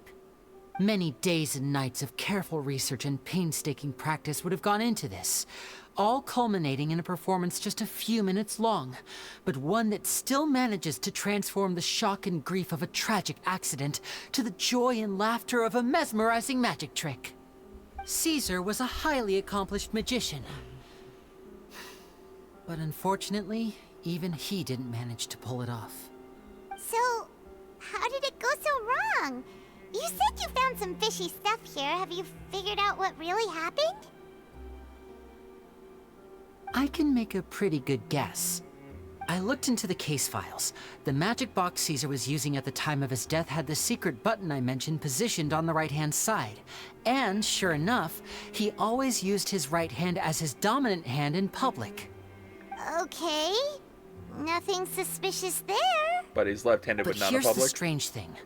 Most of the devices in this workshop have the mechanism on the left-hand side, including this box right here, which leads me to believe that Caesar was in fact left-handed. Why would Caesar pretend to be right-handed? Because a magician can't afford to have their most basic habits stand out too much.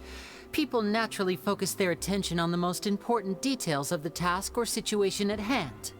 But a magician needs to be able to redirect an audience's attention at will, so as to avoid arousing their suspicion. The essence of magic is getting people to believe a lie. If even the truth raises eyebrows, the falsehoods become all the more difficult to mask. And so, Caesar trained himself to use his right hand to align with his audience's expectations. Great magic always requires sacrifices. But in his most stressful and nerve-wracking moments, and when no one was watching, reflex would kick in and he'd use his left hand. That's why he set his gadgets with the mechanism on his left. Maybe someone exploited that fact against him? Exactly. I think that's likely what happened. Caesar would have been under a lot of time pressure during the escape. He'd have had mere seconds to open the hidden compartment, retrieve the dummy, then open the secret door and make a swift escape. But I'm sure he was confident. He would have rehearsed countless times to the point where it was second nature. He'd barely need to think about what he was doing because muscle memory would guide him through. So he opened the compartment, took out the dummy, checked everything was in order, and then went to leave. With his left hand, he reached for the button, and suddenly, his heart skipped a beat. It wasn't there. Much like when you reach for your keys but find your pocket empty, his mind needed a moment to process what was going on. Instinctively, his left hand would keep feeling around for the missing button, maybe for another second or two, until the bottom of the box gave way. With the stakes being as high as they were, just a 2-second delay cost him everything. The authorities would find nothing suspicious and conclude that his death was due to his own error. But what about the dummy then? When in reality, someone switched the boxes, and they did it to murder him. But how would they be able to make the switch without being noticed? That would be difficult to pull off, no? Unless it was the assistant who did it. It would have to have been someone who knew that he was left-handed, and who could move his props around without arousing suspicion. Someone who was always by his side. Isn't that right, Lorenzo? You just couldn't let sleeping dogs lie, could you? There's not a lot of people who'd go to all this trouble for some magician who died 10 years ago. I didn't want to have to do this, you know. Silencing you the hard way just creates more problems for me to deal with. But I gave you your chance. I hoped you'd do what's good for you and back off like the lady, but you disappoint me. You mean Gemma? So you are the one who's been threatening her! Yes, although however stubborn she might be, she was never much of a liability. But you people, you never even knew him, but for some reason you just wouldn't drop it. Which is why you can't leave this place alive. Take them out, and make it quick. Do your worst!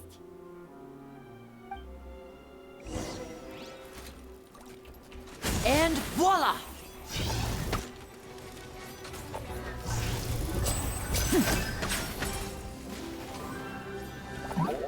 Shine down! Boba, get them! Let's do some healing. Ha! Step right up!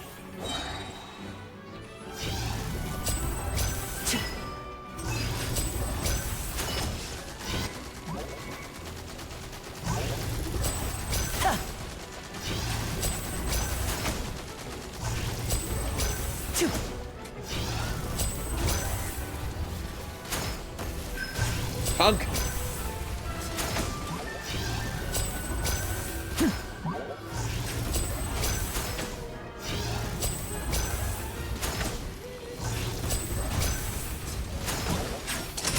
Let's get this show on the road!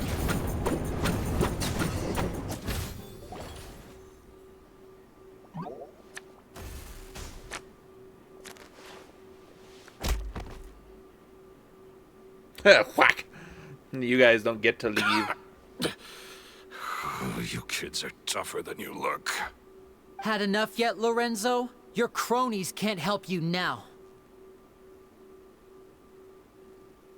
I think it's high time you started talking, and what I'd really like to know is, why did you murder Caesar?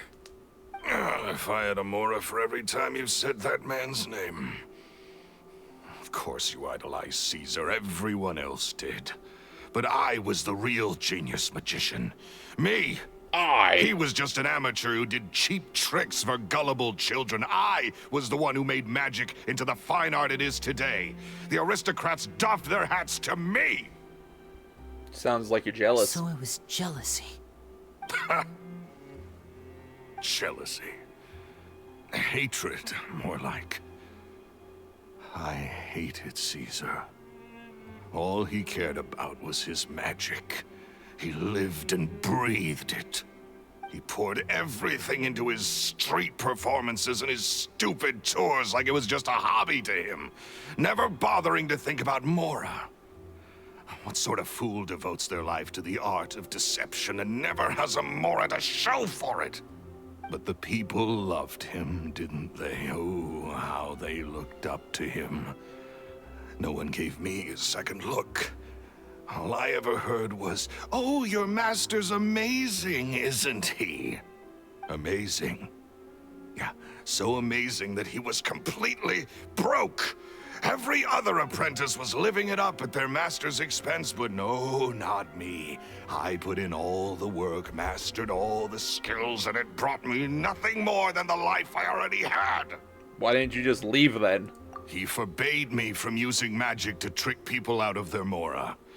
There was nothing he hated more than that. And with his reputation in Fontaine, it was too risky for me to go it alone. As long as he was alive, if I dabbled in my own brand of money-making magic, he would expose me, and it would destroy me. So you're a crook. I had to kill him. There was no other way.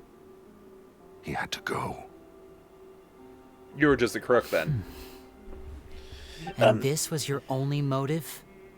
It was reason enough. What other motive would I need? Well, I was under the impression that there might have been other factors at play. For instance, maybe you were in love with Gemma, but she was engaged to Caesar.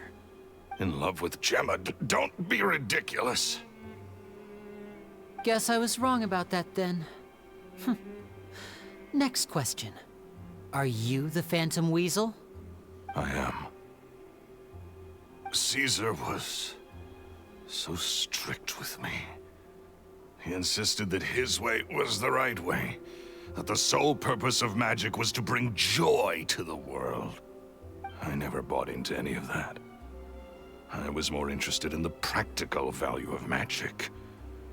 Sure enough, it helped me fill my pockets with all kinds of valuable treasures. But I heard the Phantom Weasel stole from the rich and poor alike. Oh, yeah! Charlotte told us that the weasel would steal whatever people valued, no matter how much he was worth. That's just how it looked from the outside. What would any thief want with second-rate loot? I've only ever targeted high-value items. Lies. I stole cheap things as a way of practicing my craft. It was other people's overactive imaginations that conjured up the preposterous image they then dubbed the Phantom Weasel. So, that's the story, huh?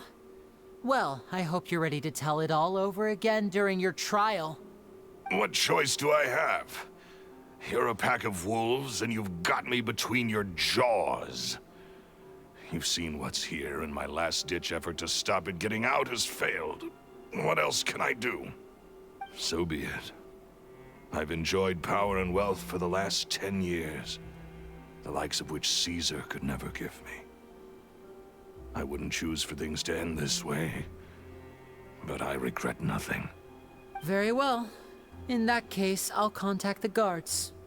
Traveler, Paimon, keep an eye on Lorenzo for me. I'll meet you just outside the workshop when I'm back.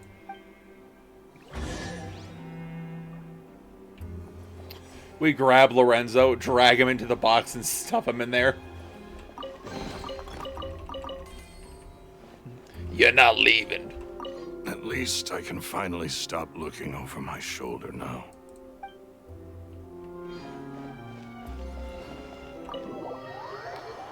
Bum bum bum bum bum bum bum bum bum bum bum bum bum bum bum bum bum. Lyney has told me the whole story. Lorenzo, do you confess to the murder of Caesar and to framing him for the Phantom Weasel's crimes? Look who's finally developed a conscience. Yeah, after we... What kind of disciple murders their own master? I hope it was worth it, because they'll be hell to pay.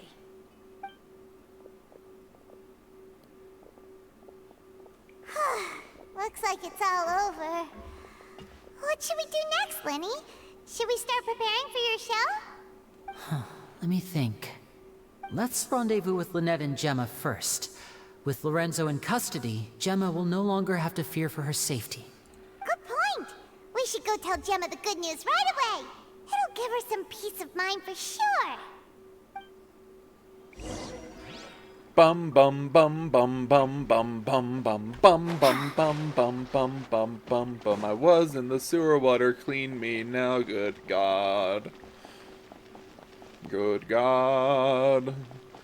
Dun dun dun dun dun dun dun dun dun dun dun dun dun dun dun dun. We're so far underground. We're at least, let's see, Assuming Lumine is 5'8". No, that's way too small. That's way too big. If you're 6 foot, I might be 5'6". So assuming I'm 5'6", that's got to be at least 5 stories straight up.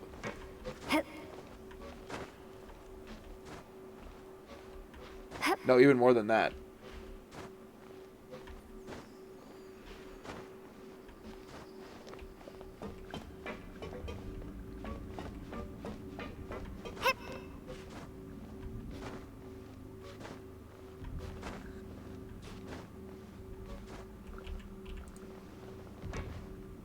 Ooh, that could have been bad.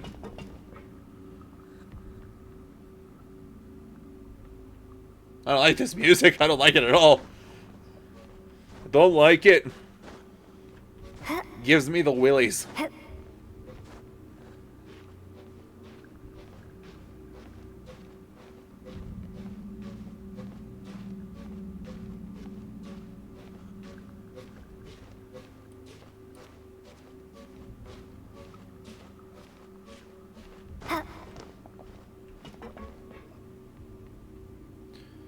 Goodness gracious. Okay, I take it back. It's definitely more than 5 stories. It's gonna be at least 10 to 15. Well, 10 stories would be about 100 feet. Probably a little more. 15 stories would probably be around 160 feet. Would be my guess. In which case, that would equal about 150 meters. No. 50 meters. Oh!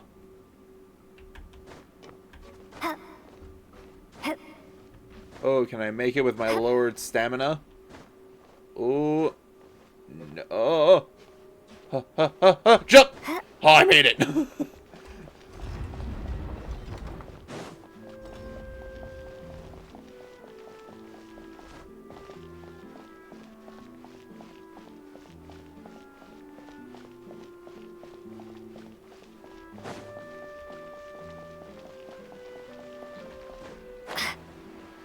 Back to the cafe, whose name I don't know.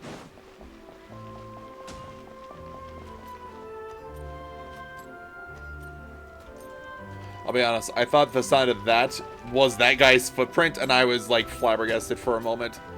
I was like, that's way too deep for that size of footprint.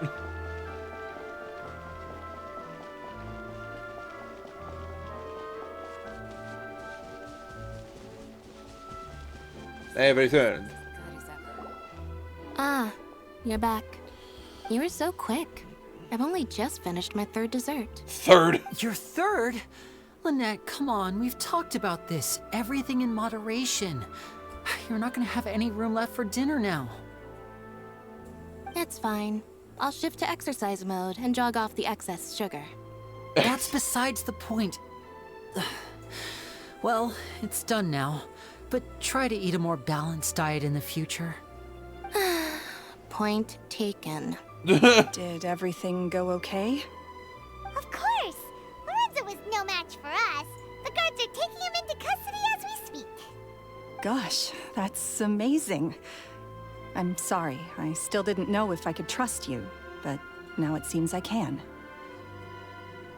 I had my suspicions about Lorenzo, but It's okay. We understand. He did threaten you. Paimon would find it hard to trust strangers in your position, too. But you don't need to be scared anymore. Everything's gonna be okay. Sorry. Sorry. My emotions are all over the place right now. I've been waiting for this day to come for so long. I always wanted to report Lorenzo. He took all of Caesar's property, which I found suspicious.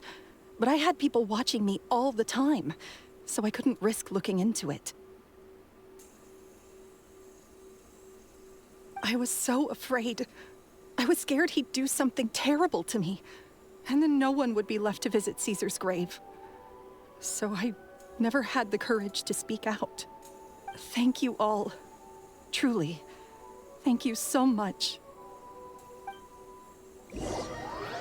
At Lyney's suggestion, everyone goes to the cemetery to announce Lorenzo's arrest and hold a memorial for Caesar. Thank you all for clearing Caesar's name. I never would have guessed that Lorenzo was the real Phantom Weasel. He never showed any signs that there were problems between him and Caesar in public. From the outside, it looked like they got along great. And to think that lowlife's been living life to the fullest all this time, while Caesar's name was getting dragged through the mud. It's a travesty. At least his soul can finally rest in peace now, thanks to your efforts.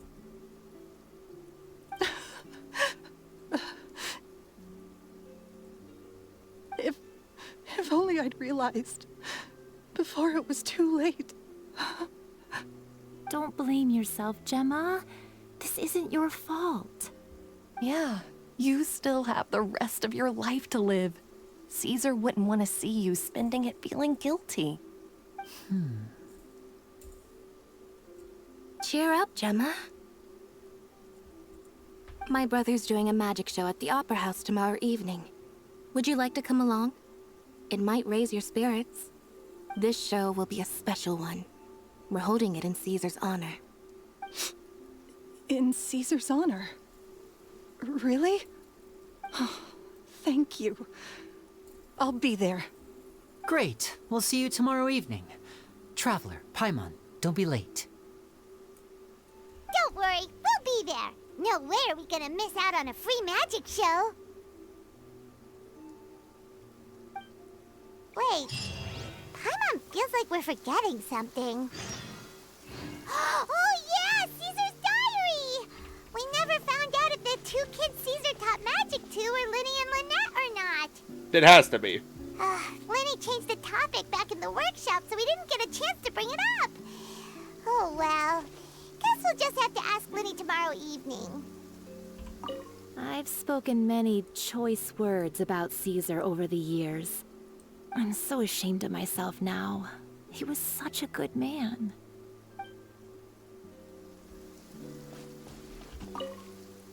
I can't believe Lorenzo was intimidating Gemma all this time. Have you met Lorenzo before? He comes around here sometimes. Not to clean Caesar's grave, though. He just stands off to the side and watches Gemma from a distance. Creepy. She must have known, but she never asked him to leave. I wonder why that is.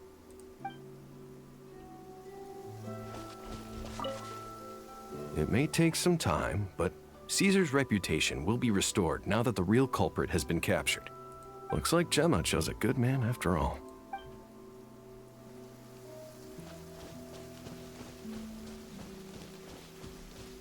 Ah, the rain. Nervalette's crying.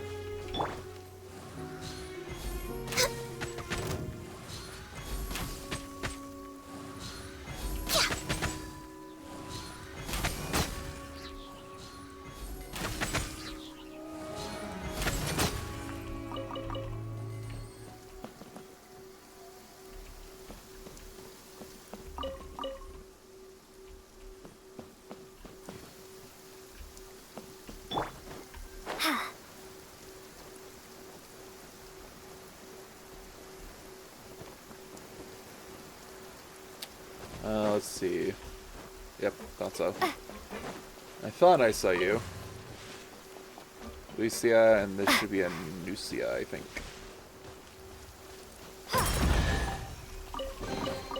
Is this an answer from this world? Okay, now that that's done, let's go... I guess we'll go finish off the other expeditions that haven't just been completed. Ugh. Oh, it's not raining over here. Dang it. Astra Abyss.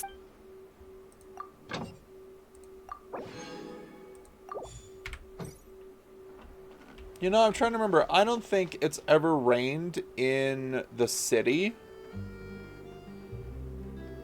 Outside of, like, the story moments where they were alluding to Nervalette being the Hydro Dragon Sovereign.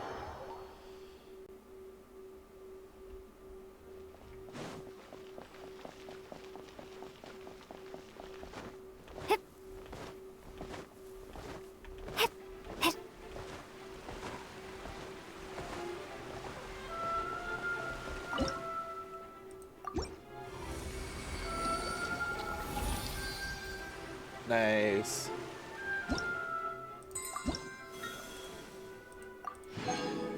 $27 of how many levels? Okay, we're halfway there now, at least.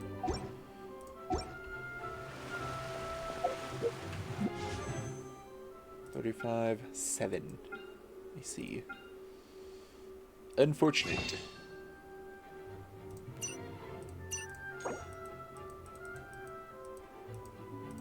There we go.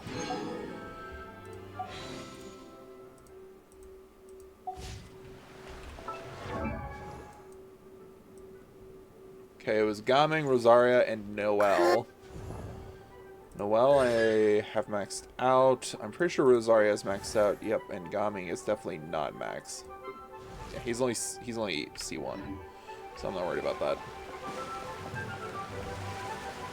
Oh hey, how did I miss this?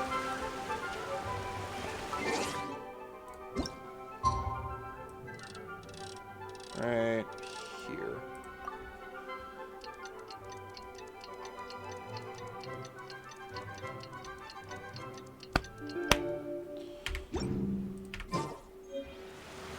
Damn it.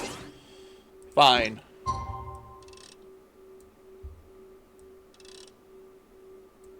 One more day of waiting.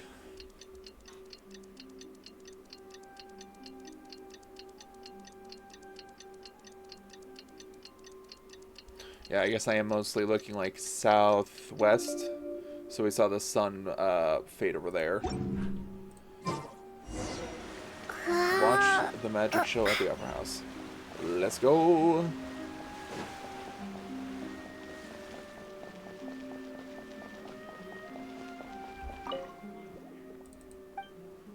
No, I didn't want to talk to you.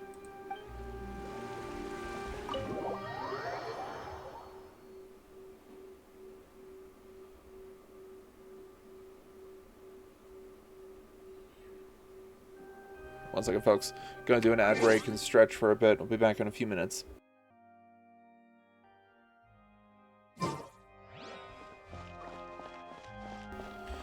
Back.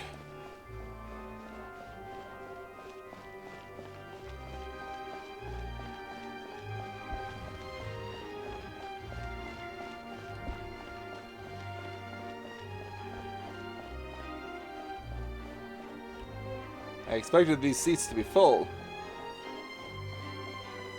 Oh, it's Gemma and Lynette right there.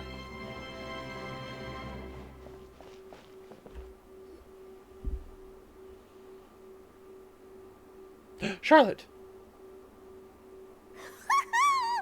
Paimon's excited to see another of Lyney's magic shows! Wait. Lynette, shouldn't you be on stage by now? Not this time. My brother's going solo today. So, I'll be watching with you. Good evening, ladies and gentlemen. I hope everybody's ready because the show is about to begin. Robert Houdin. The great magician Lyney has prepared a spectacular show for us all tonight, concluding with an all-new grand finale that no audience has ever seen before. Wow! A new trick! Thank you all so much for coming. Now, prepare to join me on a journey through the mystical and miraculous. Lyney wows the audience with his skill. Exciting stuff, isn't it? Yes, it's just... It reminds me of him. No wonder. Caesar was a famous magician too. So, how did you two first meet, Gemma? Well, I was out on the street once, and I saw him performing for little children.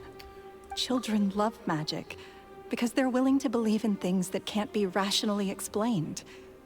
Caesar had this amazing way of bringing them into a dreamlike world. Guys, Lyney's in the middle of a performance. Stop talking. What do you mean? And somehow, I felt drawn to him too. So I went up and asked him to do a trick for me. Aw, that sounds so romantic. What trick did he do? It was with a flower. He took it in his hand, snapped his fingers, and it magically appeared on my head. I was so happy that day. No one had ever given me a flower before that. Oh, that's so cute! Actually, now that you mention it, Lyney's done that one before. Is that right? Then I suppose he's a romantic at heart, just like Caesar. So let's treasure the time we have with him. After all, you never know when the people dearest to you might be gone. I don't understand the crowd here. It's really weird. Anyway, don't be sad. That's right. It's all over now. Paimon doesn't really know how to comfort you, but at the very least, no one's gonna be intimidating you from now on. You can breathe easy at last, right? Right.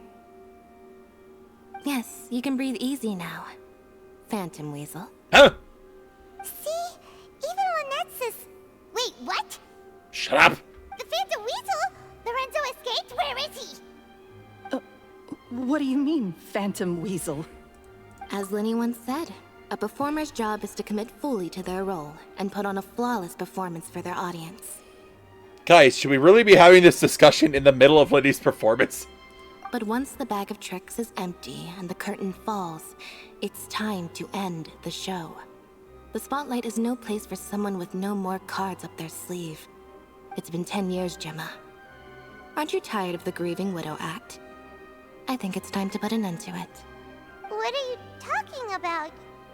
Paimon doesn't like this riddle. Traveler, Paimon doesn't like where this is going. Come on, say something! Ladies and gentlemen, I hope you're all enjoying the performance so far. Literally, that entire conversation was either happening during the performance or in an intermission between tricks. Not to mention that there's a whole crowd of people, and this opera house echoes.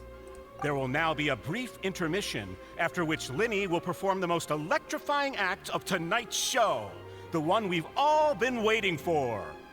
The final performance will take place outside of the opera house, so please make your way outside in a calm and orderly fashion. The Phantom Weasel never did like public places, did they? Don't worry, this place will be quiet soon.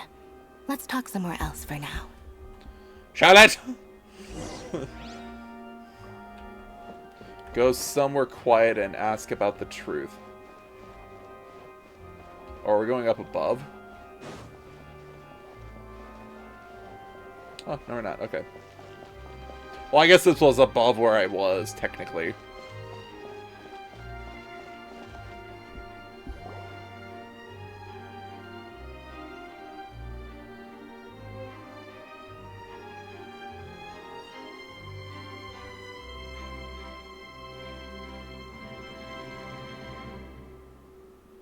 Dear me, this is awkward, isn't it?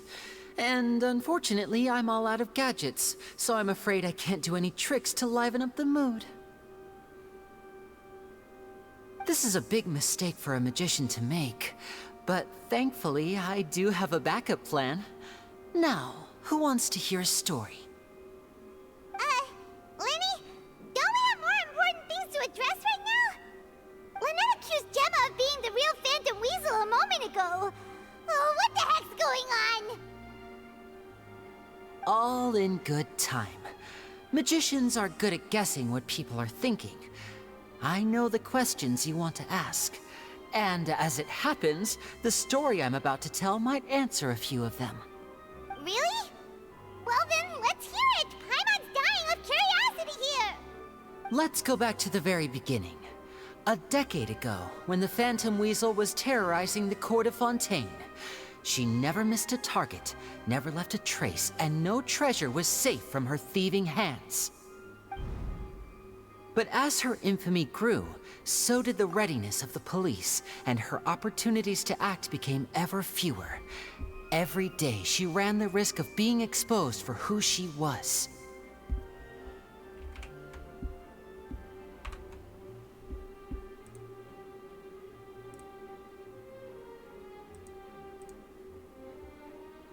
Of course, she could not simply take this lying down, and before long, she found her ticket to freedom. She would create a scapegoat, a false weasel to close the chapter on her behalf.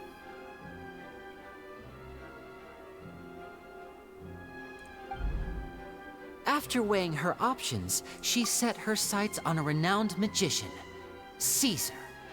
After all, magic and theft shared enough similarities for people to buy the story when the truth came out. So then what? Being the master deceiver she was, the weasel easily earned Caesar's trust. Now all that remained was to frame him for her countless crimes.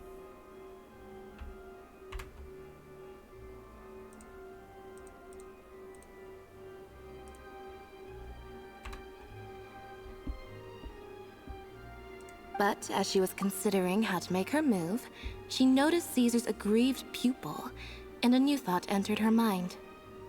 Maybe I don't need to get my hands dirty after all. At her encouragement, Lorenzo tampered with Caesar's magic box, causing him to fall to his death. Oh yeah, and that's a young Lorenzo right there. Look at that.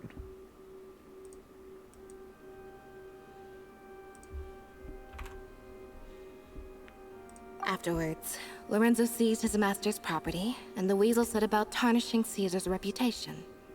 Two co-conspirators committed the perfect crime.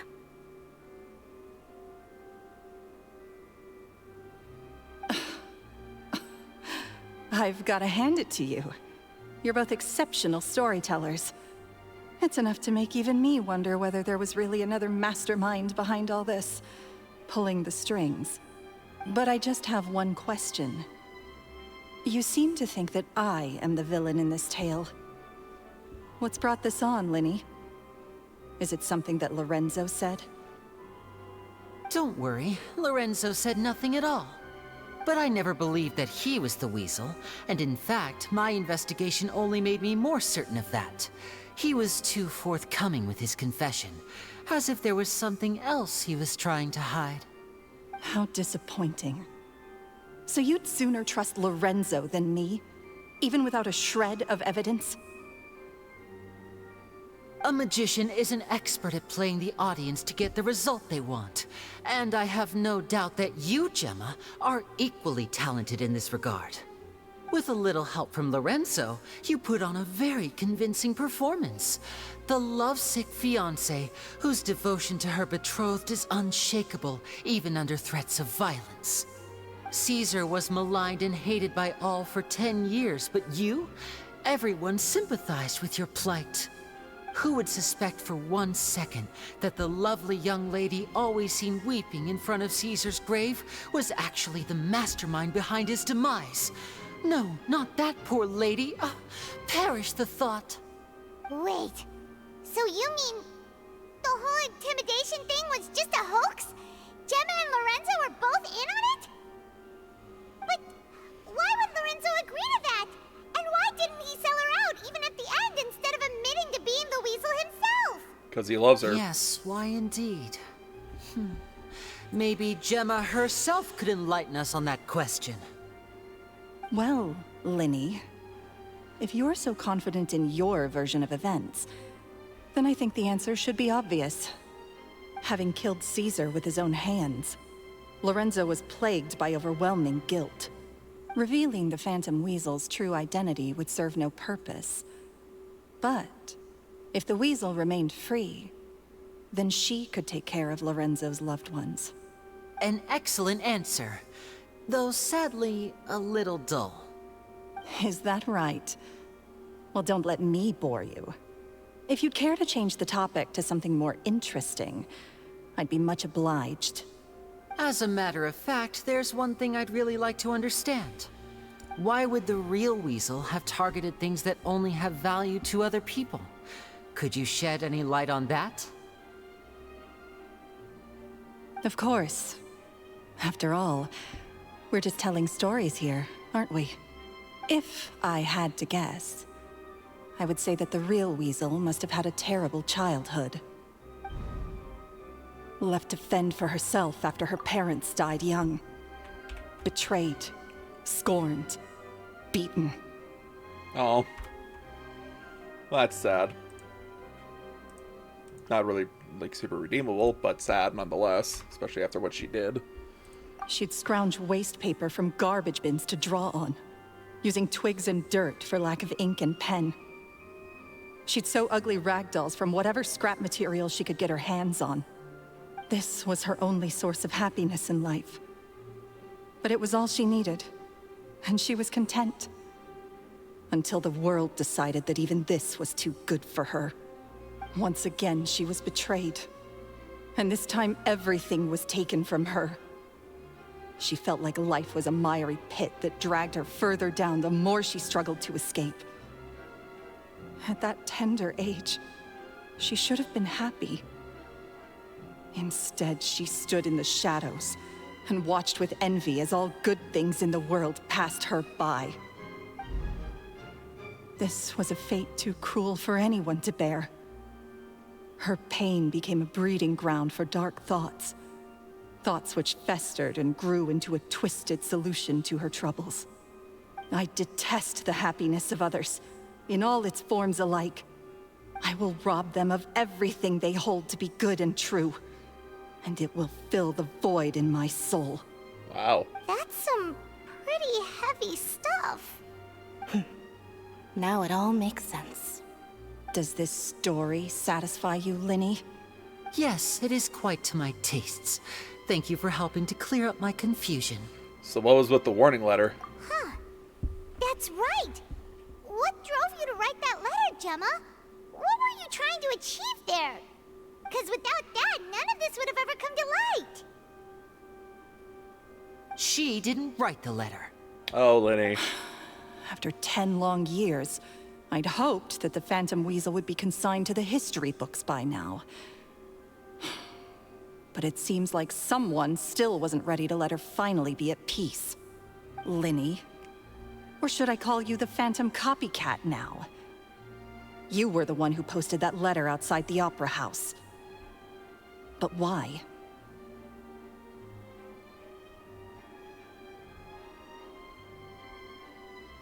Very sharp, Phantom Weasel. Still as shrewd as ever. Well, no need for me to be coy about it. Our goal was to clear Caesar's name. The most straightforward way to change the public's impression of Caesar was to force the Weasel to show themselves. That's it? You had no other agenda? Of course we did. We made it quite clear in the letter, I believe. I shall take from you that which you hold most dear, just as you did to me 10 years ago. 10 years ago? You mean Caesar's death? You met him? Yes.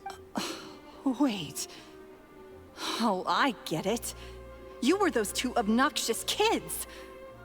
It's been so long, and you're all grown up now.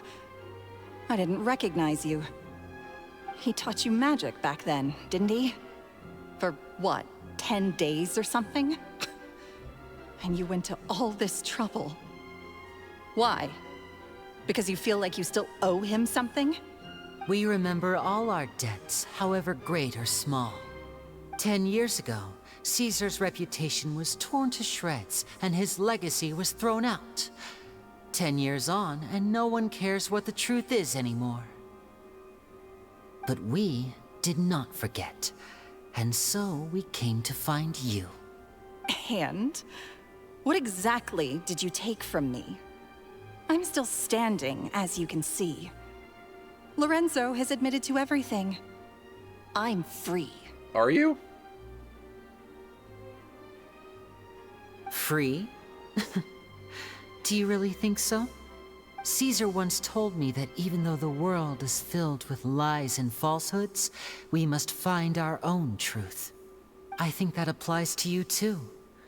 Truth can take many forms. Prized possessions with nostalgic value, fervent hopes and dreams, and irreplaceable people.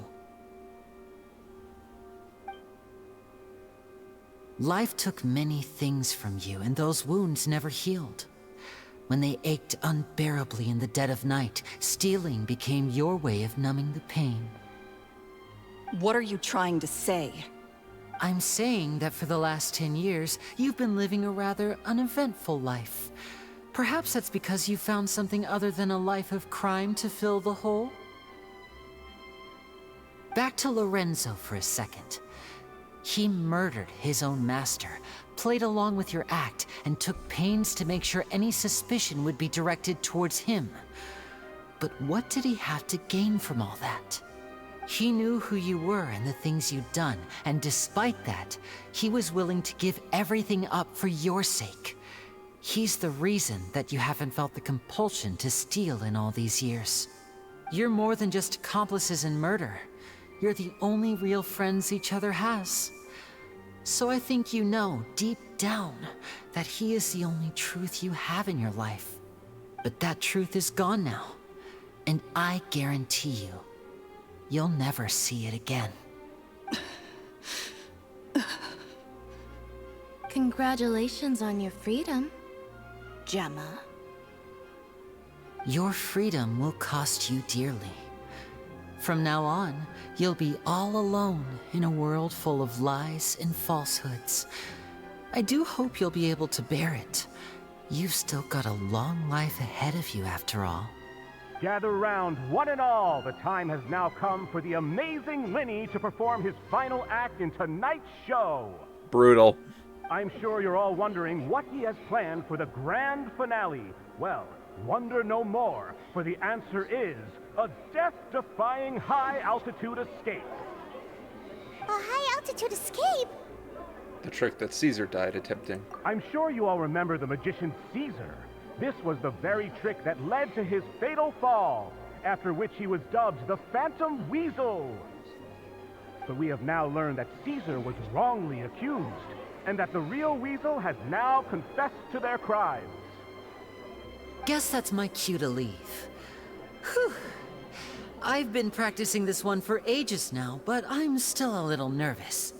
Traveler, Paimon, I hope you enjoy the rest of the show. There may be a lot of people watching tonight, but you alone are my true witnesses. Not your sister?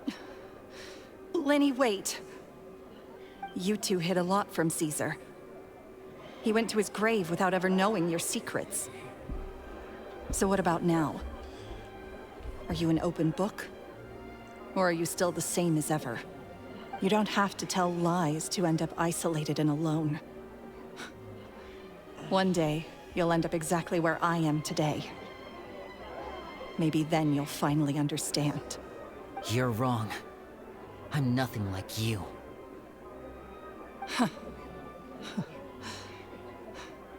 So, what are we, doing now? Gonna go watch a show. Like Lyney said, when you're ready, let's head outside and watch the show. But what about Gemma? She'll figure out what's best for her soon enough. Oh, and if you'd like to see Lyney after the show, you know where he'll be. The usual haunt. All right. Well, let's go and watch Lyney's finale then. This trick's a pretty dangerous one, but he should be able to pull it off, right? Right? Magicians are not like thieves. Thieves only tear things apart. But good-hearted magicians, they put things back together.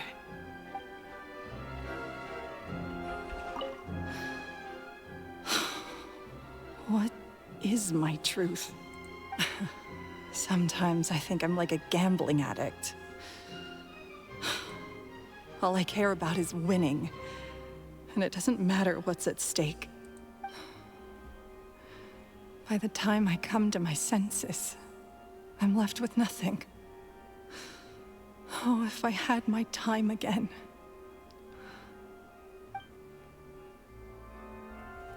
If only, the woodpecker sighed.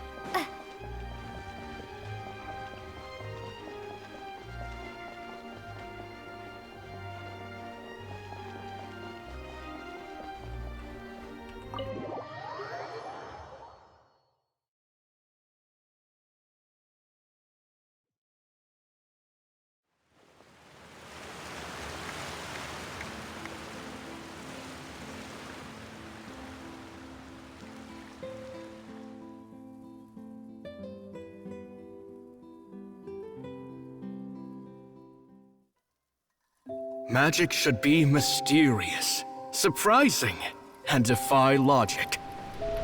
Magic is hard work. Every single movement has to be practiced thousands of times. It's alright. We're used to that.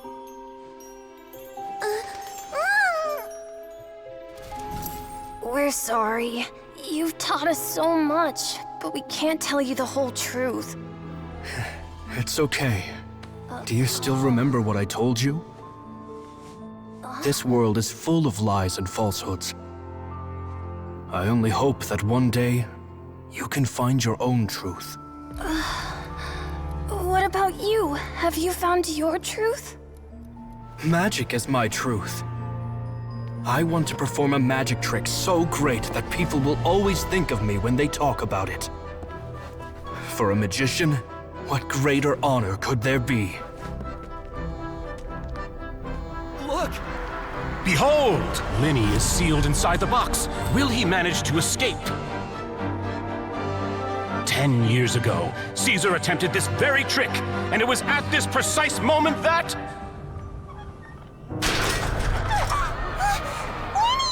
Watch out!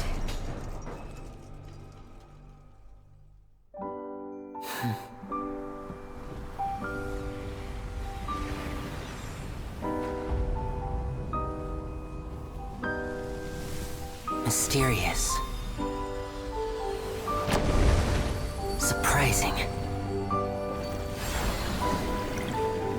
And logic-defying. Isn't that right? This honor belongs to you, Caesar.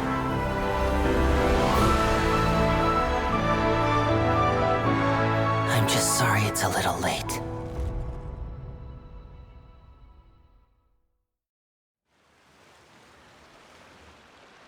Did you see that? 1 minute he was falling, and the next, he turned into flowers. How could he possibly have done that? How mysterious. I didn't blink once. He just vanished, right in front of my eyes. What a heart-stopping magic show! This was really worth the trip. Caesar's name has finally been cleared, and Fontaine's new star magician Lyney has fulfilled a wish on his behalf. Oh, I couldn't ask for a better grand finale. It will make a great headline for the Steambird tomorrow, even if I do say so myself. Whew. Looks like everyone really loved Lyney's grand finale. Even though they don't know the full story. Paimon doesn't see Lyney anywhere. Where'd he go? The usual. Oh, Lynette said he'd be waiting for us at the usual haunt. But, where is that? Yeah, it's gotta be Caesar's grave. Oh, you mean the one where Caesar's buried? Yeah, that's probably it. This whole magic show kinda seemed like Lyney's way of saying goodbye to Caesar. So it makes sense that that's where he'd be afterward. Alright, let's go look for him there.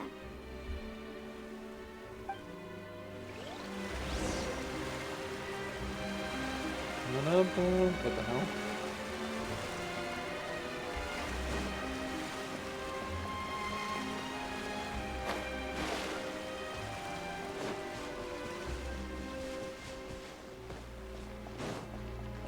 Grab me some rainbow roses.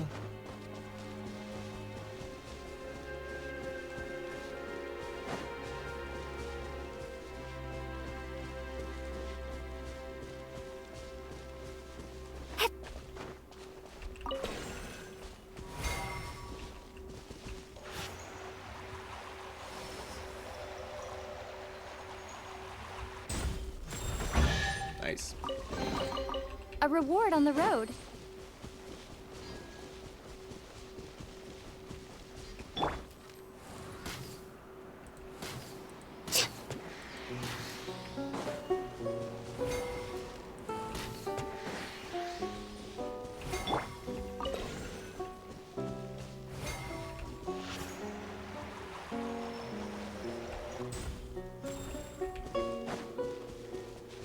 Okay.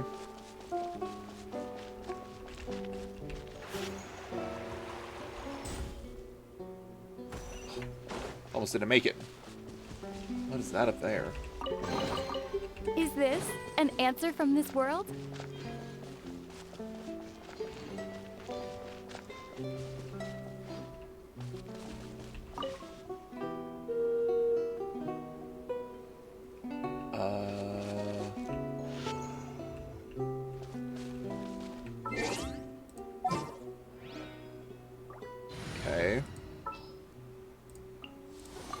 keep you waiting, did I?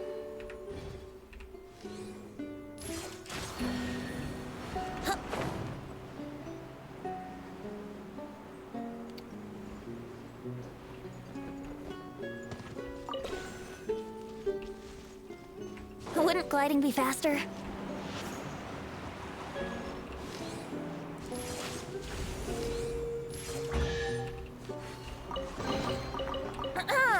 Have you heard the Ballad of the Treasure Chest?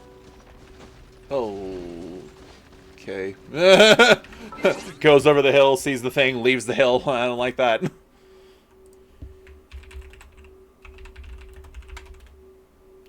I mean, it is tragic that Gemma had such a terrible, like, childhood, but even then. Damn it. Forgot that if you move while you're changing teams, it resets it. Just what will we come across this time? The main crew. Alright. Going south here.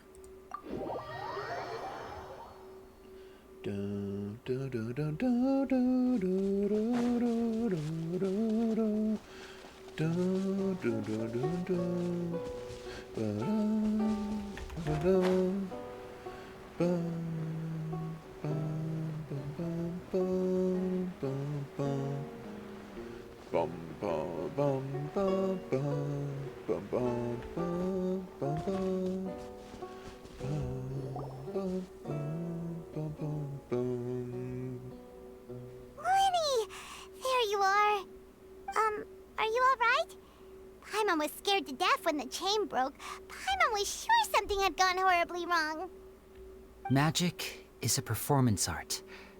A magician has to get creative to keep the audience on tenterhooks. That's our job. So I tweaked Caesar's original setup a little to keep it fresh. I was honestly a little nervous during the live performance.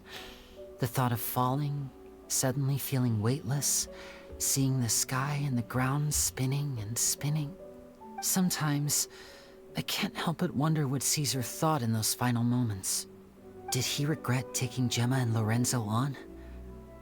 Or did he believe that it was his own slip-up right until the end?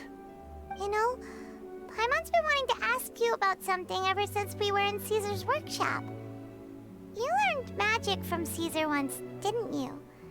When was that? After I joined the House of the Hearth. To be honest, Lynette and I had an agenda when we approached him. An agenda, you say? I told you about my past before, remember? As a young boy, I survived by secretly learning magic from street performers. I'd watch their tricks and try to figure out how they were done. But I quickly realized that observation alone could only get me so far. What I saw was the polished final performance, but the rigorous training they put in behind the scenes remained invisible to me. I needed to learn how to improve my sleight of hand, hone my misdirection skills, and make niftier props. We were gifted enough that we'd made some progress by ourselves, but without proper guidance from a professional magician, we quickly plateaued. So that's why you sought Caesar out? Yes. We figured there was no harm in asking, but it took us by surprise that he was so willing to teach us. In all, we only spent 10 short days together, but he was very good to us. By contrast, we hid so many things from him. For instance, when he asked why I wanted to learn magic, I answered, "It's my passion." But in truth, there was already a lot more to the story by then. After being taken in by an aristocrat for our magic talent, then betrayed soon after, this was no longer about me doing what I loved. What amazed me was how the lie escaped my lips even as I was hesitating over whether to tell him the truth. Trust is a beautiful thing. Sadly, I'd forgotten how to trust by then. Lyney. That wasn't your fault. Still worried about the way I feel? You really are a gentle soul, aren't you? But don't worry, I'm used to it now. From the mansions of the elite to the House of the Hearth, lies and selfishness have followed me and Lynette everywhere we go. After Caesar went on tour, we became busy with our missions. The next we heard of him was that he'd fallen to his death, and was now declared to be the Phantom Weasel. That night, I remembered his smile. But as I lay there, I didn't know what to say to him. To keep secrets is to put up walls. The longer you keep them up, the less you let people in.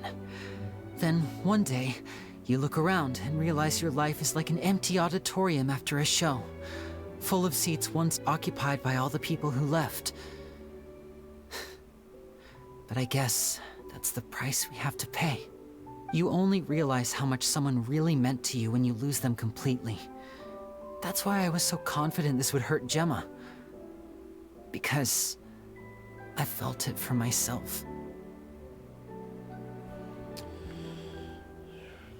We're in your auditorium and we're not going anywhere. Yeah, cheer up, Lyney. We've had to say our fair share of goodbyes during our journey, too. But whatever happens, Paimon always believes in what tomorrow brings. Delicious food, fun toys, and the Traveler by my side. Paimon just needs to focus on things like this, and all the unhappy stuff goes right out the window. You know, Traveler, doesn't that kind of make you Paimon's truth? Exactly. It's the same for me and Lynette. We are the truest thing each other has in the world, and nothing can replace that. Life has taken plenty from us, like it did from Gemma. But at least it left us with each other. That's what gave us the strength to get through the darkest days. That's why the darkness never consumed me, and why it never will. Maybe we live in the shadows too, but we remember every precious ray of light that shines through. All right, time to lighten this conversation up a little. What did you think of the show tonight? Were you happy with it? It was amazing! Paimon just wishes we hadn't been so distracted with the Gemma situation. We spent most of our time in the Opera House just talking and pretty much missed the entire first half of the show. You kept talking! Lyney, could you do just one more trick for us? Whoa, that's a bit of a tall order, I'm afraid. The show's just finished, so my sleeves are decidedly card-free right now. Aw, come on! Surely you can think of something. The Lyney Paimon knows can do anything if he puts his mind to it. Oh, all right then. I'll give it a go, but only because it's you. Watch closely. I have a flower in my hand. You liar! There's nothing in your hand! We ain't going along with this! Huh? My goodness, you're right. But I could have sworn I brought one here with me. Okay, try this. Count down with me. 3, 2, 1. 3, 2, 1. Now, have another look around. Maybe the flowers appeared somewhere else. It's a rainbow rose. Let's see. Wow, there it is! Oh, this is a different flower from the last time, right? This one's called, oh yeah, a rainbow rose. But more importantly, Paimon has to know how the trick is done. Please, Lyney, pretty please! Well, if you want to learn magic, you'll have to start by addressing me as teacher. Ugh. Fine. Please, teacher, please! Since you asked so nicely, I'll share one little tip with you. Namely, the student of magic cannot solely rely on others being prepared to reveal their secrets. You have to observe, think, and find the answers for yourself. Is that it? Brutal. Look at the time. We shouldn't linger here too long. Thanks again for coming to see my show. I bid you both good night. I look forward to seeing you again. All right, fine. See ya. Shall we head back down too? Oh, Paimon can't wait to read the Steambird tomorrow. Paimon bets Lyney and Caesar will be plastered all over it. Let's head to the Steambird's offices tomorrow morning and see what we can find out. I have a flower in my scarf again. Oh, now it's a pear. That's cute. A flowery accessory given away by Lyney at his magic shows. It is an arrangement of luminous bells, which symbolize parting, and rainbow roses that represent passion. Parting and passion are two separate perspectives sharing the same nature. What really matters is the present that we are living in. Nice. Alright. Fast travel to here.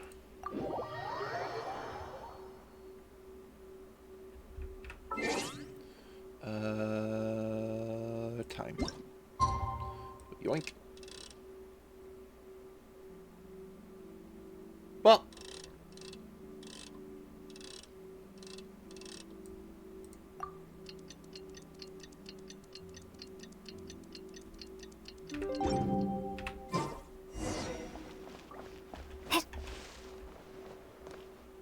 Yo. I'm very sorry, Charlotte, but my sister and I are quite busy today.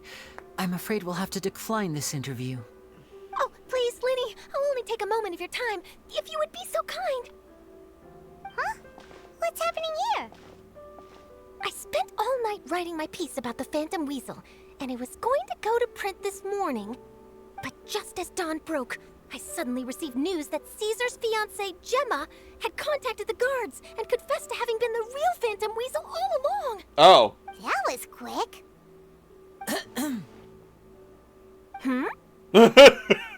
Too late, bro. That was quick, you say? It sounds like I've got some catching up to do. Please, fill me in. No! Whoops. Aha! My instincts did not lead me astray. You do have something to hide. Gemma turning herself in must have something to do with Lyney's performance last night. Maybe watching my high-altitude escape trick reminded her of a better time with Caesar, and she could no longer ignore the voice of her conscience. Huh. Okay, then. Wait, no, there must be more to it. If that's all it took for her to have a change of heart, how did it take her 10 whole years? Well... Charlotte's journalistic spirit is burning red. We're gonna have to distract her somehow. Oh, I remember now. You and Gemma were nowhere to be found after the show. What happened between you? Quickfire question. Where did you all go after the show? Oh, we went to the cemetery and Lyney did a private magic trick just for us. Actually, glad you mentioned it, because that reminds Paimon. Guess what? Lyney started using rainbow roses in his tricks. What? I don't recall ever having received a rainbow rose from you myself. Is this supposed to mean that they're more important to you than your own sister? No, I just, Damn. What now? Oh, did Paimon say something wrong again? Paimon, hey Lyney, have you ever seen a bus? Here's the underside. This is getting pretty awkward. What do we do, Traveler? Seems like this interview wasn't meant to be. Well, never mind. There's always next time. Forgive my persistence, but when there's explosive news waiting to be found, I can't turn away. The news about Gemma has already made waves, and I'll stop at nothing to get to the bottom of it all. Apparently, one of the things she said to the guards was that her final wish is to see Lorenzo one last time. There's clearly a web of complicated relationships there. Can't blame me for being curious. All right, I guess I'll leave you to continue the rest of your conversation in peace. Bye for now. Lynette. Oh, I guess that means you like them more than your sister, huh? Paimon didn't mean to. Don't worry, I wasn't angry. I was just trying to distract her. Oh, really? Oh, thank goodness. You scared Paimon there. Phew. You and me both, Paimon. You and me both. At least it did the job, right? Please, take good care of that rainbow rose. I'd be really upset if you lost it. Will do. Nice.